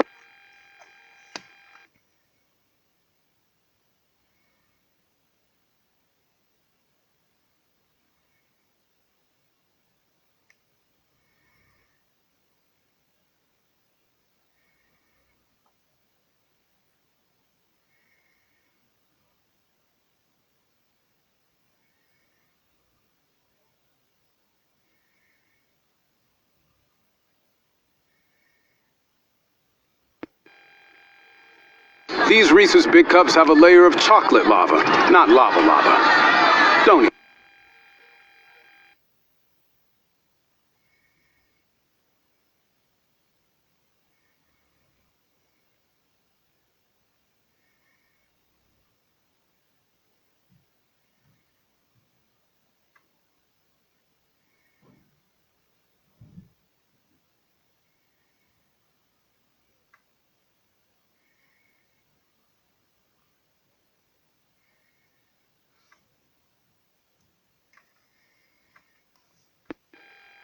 You ever notice how the world screams all day, but no one's really saying anything worth hearing? Noise everywhere. Scrolling, shouting, selling.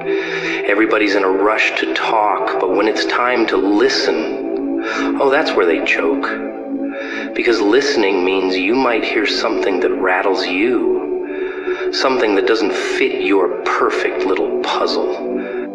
They hand you a screen, pump it full of noise, flash after flash, image after image, distraction after distraction. You think you're choosing what to look at, what to hear, but you're not. You're being fed. Like a lab rat spinning on a wheel, chasing cheese that doesn't exist. The world's greatest trick isn't hiding the truth. It's making you forget there was ever a truth to begin with. See, the truth, it's not popular. It's ugly, uncomfortable, and it doesn't wear makeup. It doesn't come with filters or a fun little tune in the background. It's quiet. It whispers when the noise dies down. But most people, they never hear it. Because they're too busy filling every silence with nonsense. They've traded curiosity for convenience, traded questions for scrolls. The system? Oh, it's brilliant. Give them everything they think they want so they never notice what they've lost. The truth isn't hidden behind locks and guards. No, it's right there, hiding in plain sight.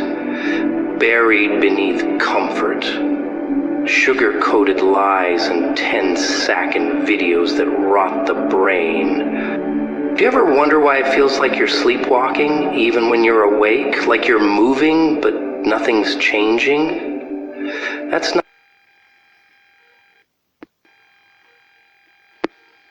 Whether we like it or not, narcissists seem to be gifted with the art of persuasion, or what some might call the gift of gab, which is the ability to speak easily and to persuade other people with words. I am not saying only a narcissist has the gift of gab, so if you have that gift, you are not necessarily a narcissist.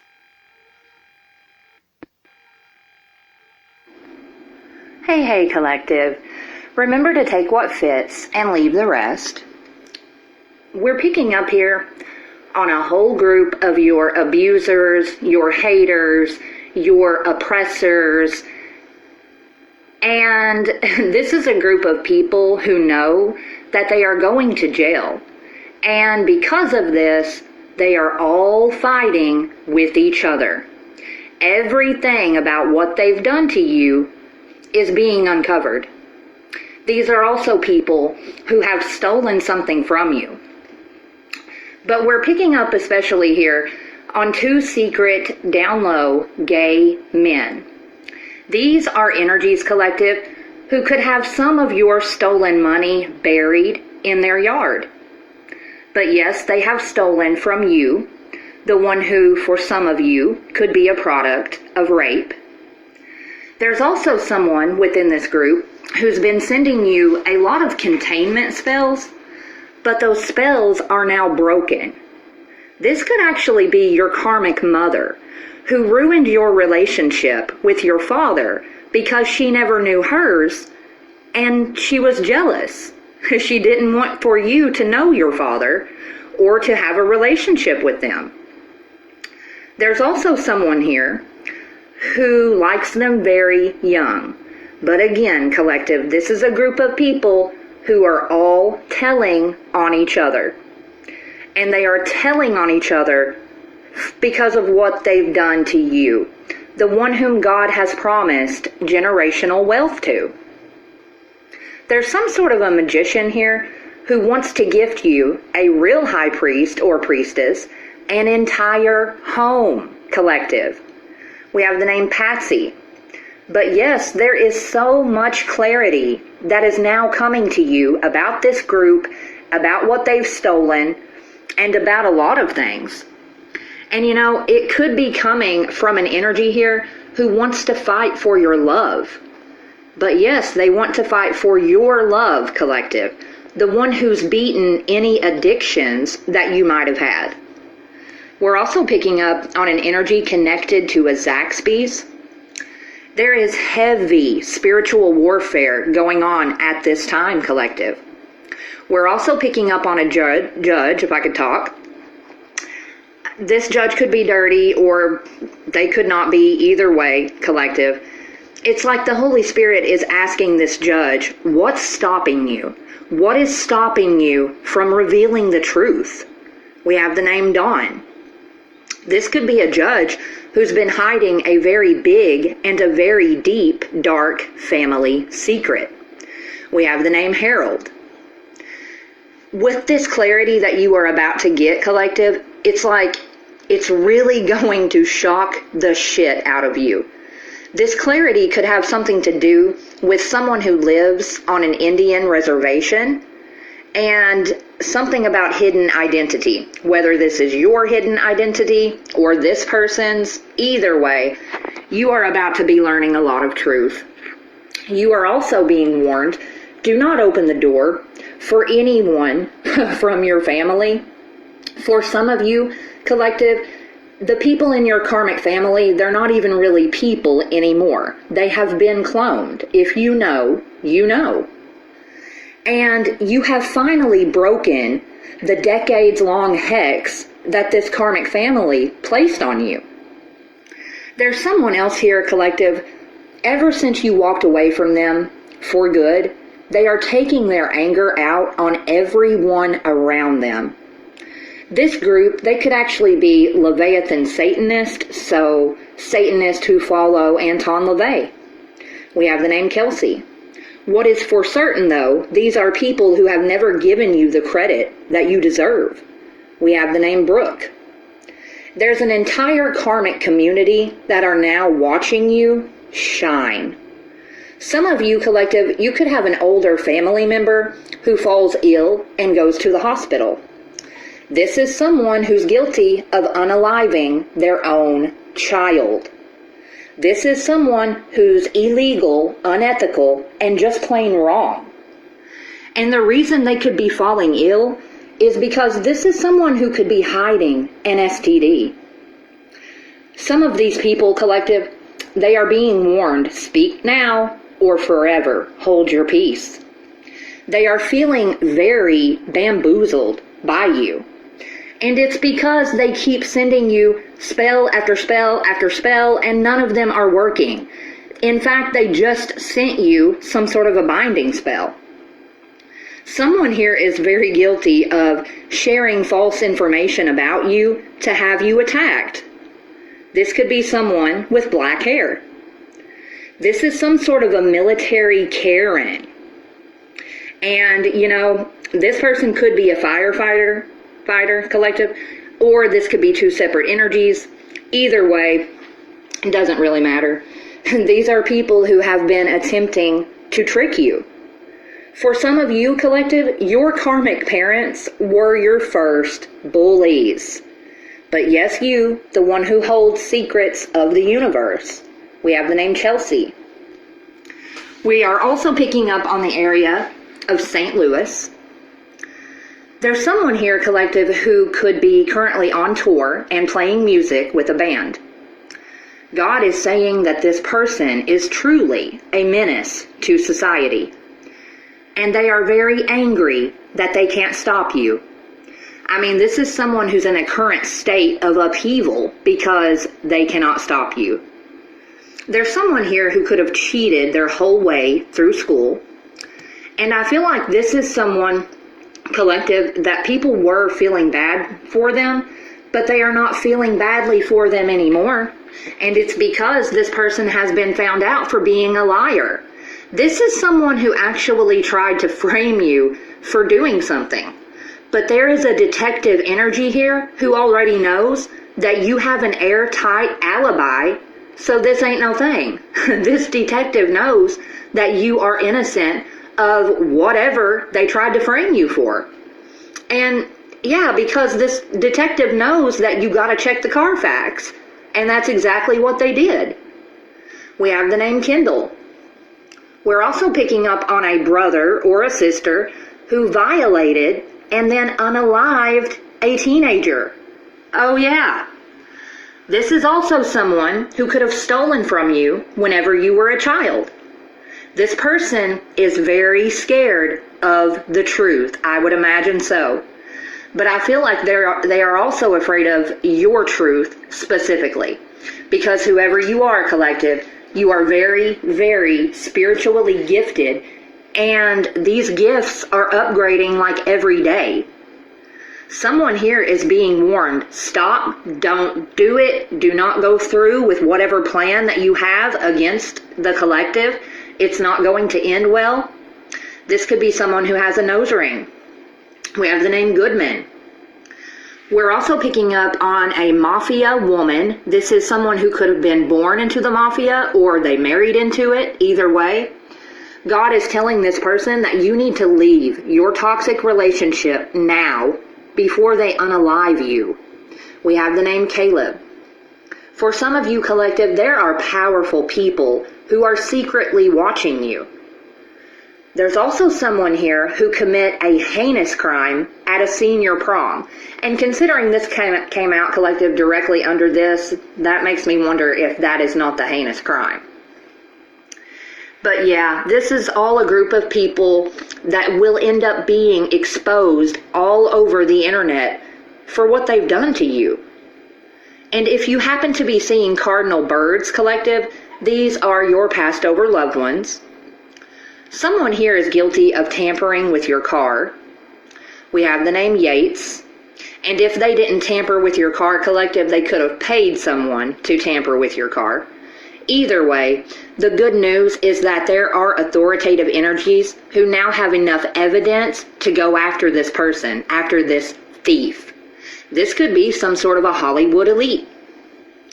Someone here is looking at you, collective, as if you are forbidden fruit, because this is someone who's been hiding their true feelings for you. This is also someone who's been betrayed by people that they trusted. We're picking up October the 23rd, February the 16th. There's some sort of a demonic energy here that has followed your bloodline for centuries. But that's okay, because you are also being fiercely protected by your guides, ancestors, and angels. In fact, you could have a spirit guide that's sitting beside you right now. There is some sort of a plane crash that is significant, collective. And there's an energy here that will end up going to jail for pretending to be you because you are not dead. I mean, these people have tried so much and their stories don't even make sense anymore. How can someone be you but you are dead, right? This is someone who's currently losing money. This is also someone who could be experiencing an unexpected pregnancy. But yes, they are exposed. They are exposed because God has saved your life, collective. This could also be someone who's stolen some sort of a family heirloom from you. We're picking up October 11th. You are soon to be experiencing liberation from all of these negative forces, but especially from someone here who's guilty of strangling someone before. There's another energy, collective, who needs to talk to someone like yesterday. And God is saying that you too, believe it or not, you will be joining forces. And it might not be easy, but it will be worth it. Someone here is in trouble with the government. We have the names Mindy and Wilson. This could be someone who's trying to figure you out, collective, and they also do not like the fact that you can see right through them. But yes, you, the one who incarnated to dismantle covens, warlocks, and secret societies, the one who's surrounded by untrustworthy people, you can't trust a soul at the moment. There's someone here who likes to burn shit to the ground. This is some type of a phony Christian who also has a dead body stench around their home. This could be someone who has something to do with placing you into a fraudulent marriage. We're also picking up the names Owens and McDowell. Whoever you are, collective, you are the light that will change everything. There's someone here who could have went to prison for murder and they are already out. This could be someone who was played by a Jezebel. And I feel like they were played by this Jezebel into manipulating you, the one who's stronger than you think. Someone's big ego will not allow for them to learn from you, but they could. This is someone who could have massive control issues. We're picking up on Salem, New Hampshire. These are energies, collective, that had their hands all up in your cookie jar. And they have been trying to manipulate you. But it didn't work, which is why you should be very proud of you. Much love.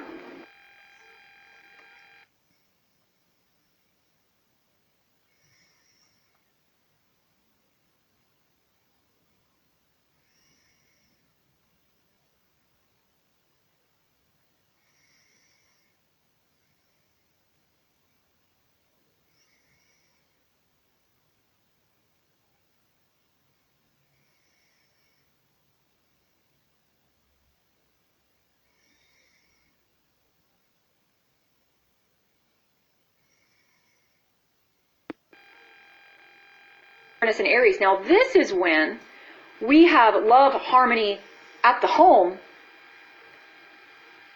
being in complete conflict with identity. Okay. So if you are in a home situation that you don't want to be in anymore, you got to make a decision. It is going to be blown up. All right.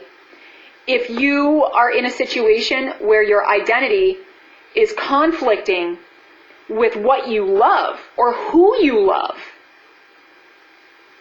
All right? If who you love is causing drama in your life, if who you love is sacrificing your integrity for their own ego, this is blowing up. Literally blowing up. All right? So be aware of that. Money related as well. Finances. Jupiter in Libra will sextile Saturn, okay, on August, looks like August 17th. So I'm sorry, I don't know why I put that. Oh, August 27th, sorry. I don't have my glasses on, I couldn't find my glasses, oh well. So, August 27th. So when Jupiter in Libra... Oh, Shannon's birthday is August 28th, isn't it? It could be the 27th. Shannon, my sister. Don't get upset, Danny. I'm talking about my sister, not your fat cancer friend diapers. Justice will be served on a silver platter. You had justice come up earlier. You had to make changes. You had to lessen the degree of the ramification. But if you didn't do that or somebody else didn't do that, holy crap. Okay? The people who've been fighting for truth, the people who've been fighting for integrity, the people who've been fighting for value, the people who've been fighting for their own self-worth, they will get their justice. Justice will be served on a silver platter for those who have been standing in their integrity, who haven't been lying, who haven't been trying to cause any drama. All right? So please be aware of this. Guys, I hope you liked this this broadcast, so to speak. You've got to be aware right now, okay, that it is time to get your crap straight. If something is not serving you, you must let it go. If something is serving you, you must be of the highest integrity with what is serving you.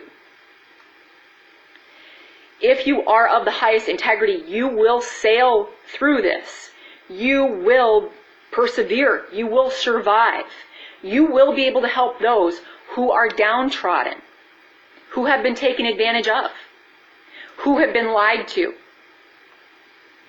Because it is you, and it is those that have been downtrodden that are saying enough is enough. I am no longer going to allow this. I am no longer going to be politically correct. This is Black Moon Lilith. I am no longer going to be politically correct. I want the truth and nothing but the truth.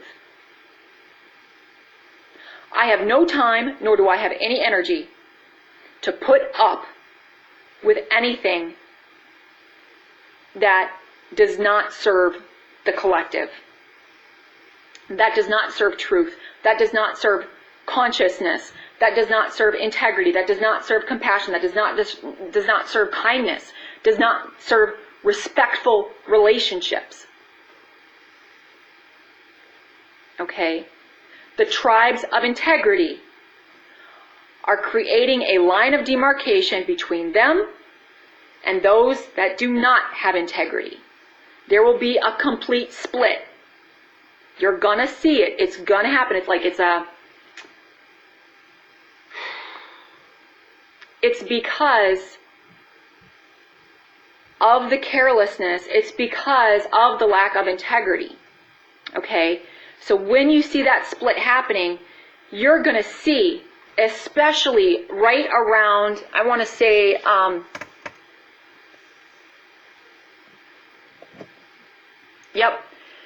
right around the middle of August.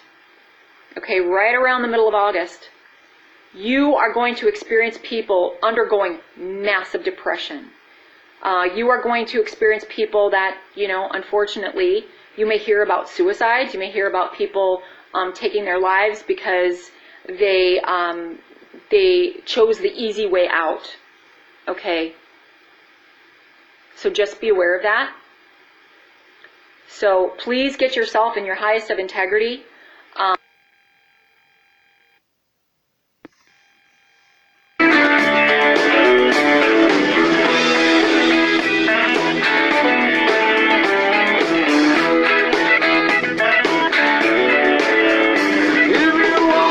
Starmer and Macron deny that they are getting groovy on the cocaine train. Let's have a look. So this is from the Telegraph, a British newspaper that's somewhat reliable on some issues.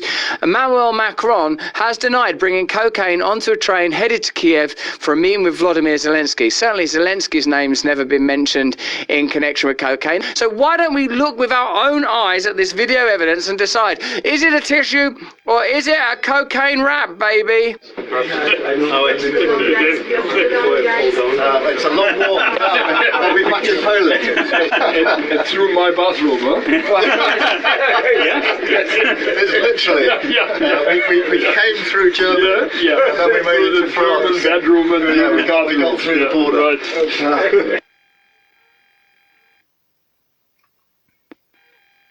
Our crew services cars from bumper to bumper. Oil change, tire rotations, repairs. Dear one, don't skip this message. If this video has found you, know that it's no accident. God Himself is speaking to you right now.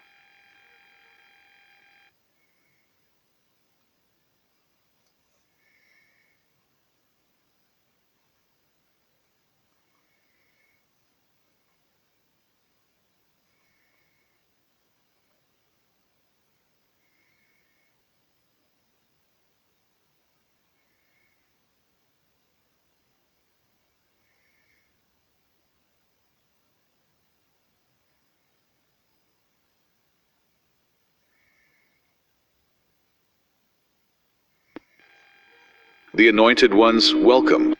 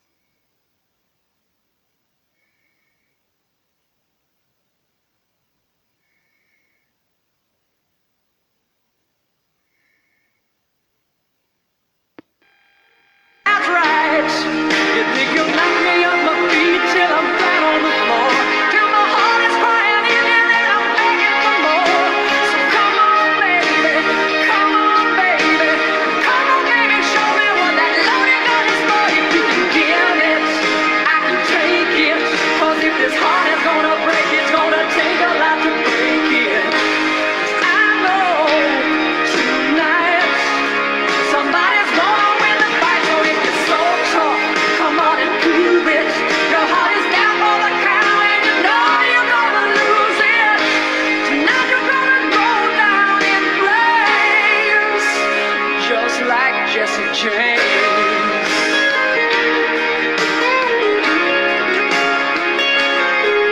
You're an outlaw lover and I'm after your hide where you ain't so strong.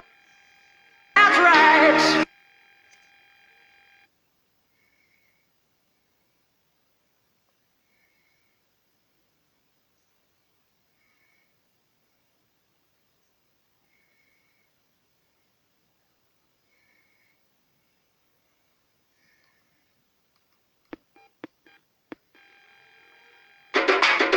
Run it up, the sun is up, so run it down, get your money up, I put money down, on all of us, on my people now, on what I love. Ooh, baby, it's dangerous. Your problems are just not the same to us. We're dealing with things you ain't seen before. We're feeling the weight of our ancestors. We're healing with ways that don't last for long. Don't have the time and it obvious. No help for the weak, but the liquor strong. Plenty here, boy, for all of us. Now bring out the drums in this bitch, and my homies got rich doing shit that they said wouldn't work. Bring out the guns in this bitch, hit a load up a clip. I'm gon' show up the place we don't care. I see the bums that be wishing we end in the ditch and the pain that see them and hurt. I see the love that we give and the love that we give. Make sure everything come up full circle. We went from nothing to something, got all of us jumping. That shit that we made from the air. We went from running and gunning with nothing to stomach. Just beating the neighborhood bruh. There ain't a person alive that be matching the vibe, and honestly ain't even fair. There ain't a do with the drive and the vision like I have unless I go look in the mirror, baby. So run it up. Run it up. The sun is up. So run it down.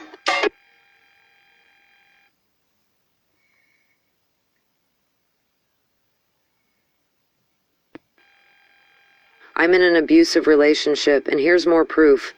I was recording myself and my boyfriend dumped the trash can over my head. The original video is on my other phone, and the file won't transfer, so I recorded it with another phone. Fortunately, I cannot use the sound. However, here is the last few minutes of the video, uncut and regular speed. This was January 1st of 2025. I was doing my eyelashes and recording myself. As I was recording about 15 minutes into the video, Danny is accusing me of cheating, and I was verbally defending myself when all of a sudden he grabs my phone and I get it back from him, and to my surprise the phone was still recording, so I kept recording and tried going back to finish my lashes. Danny then comes around the corner and dumps the trash can on my head and then even throws it down on my head. Danny is definitely a narcissist.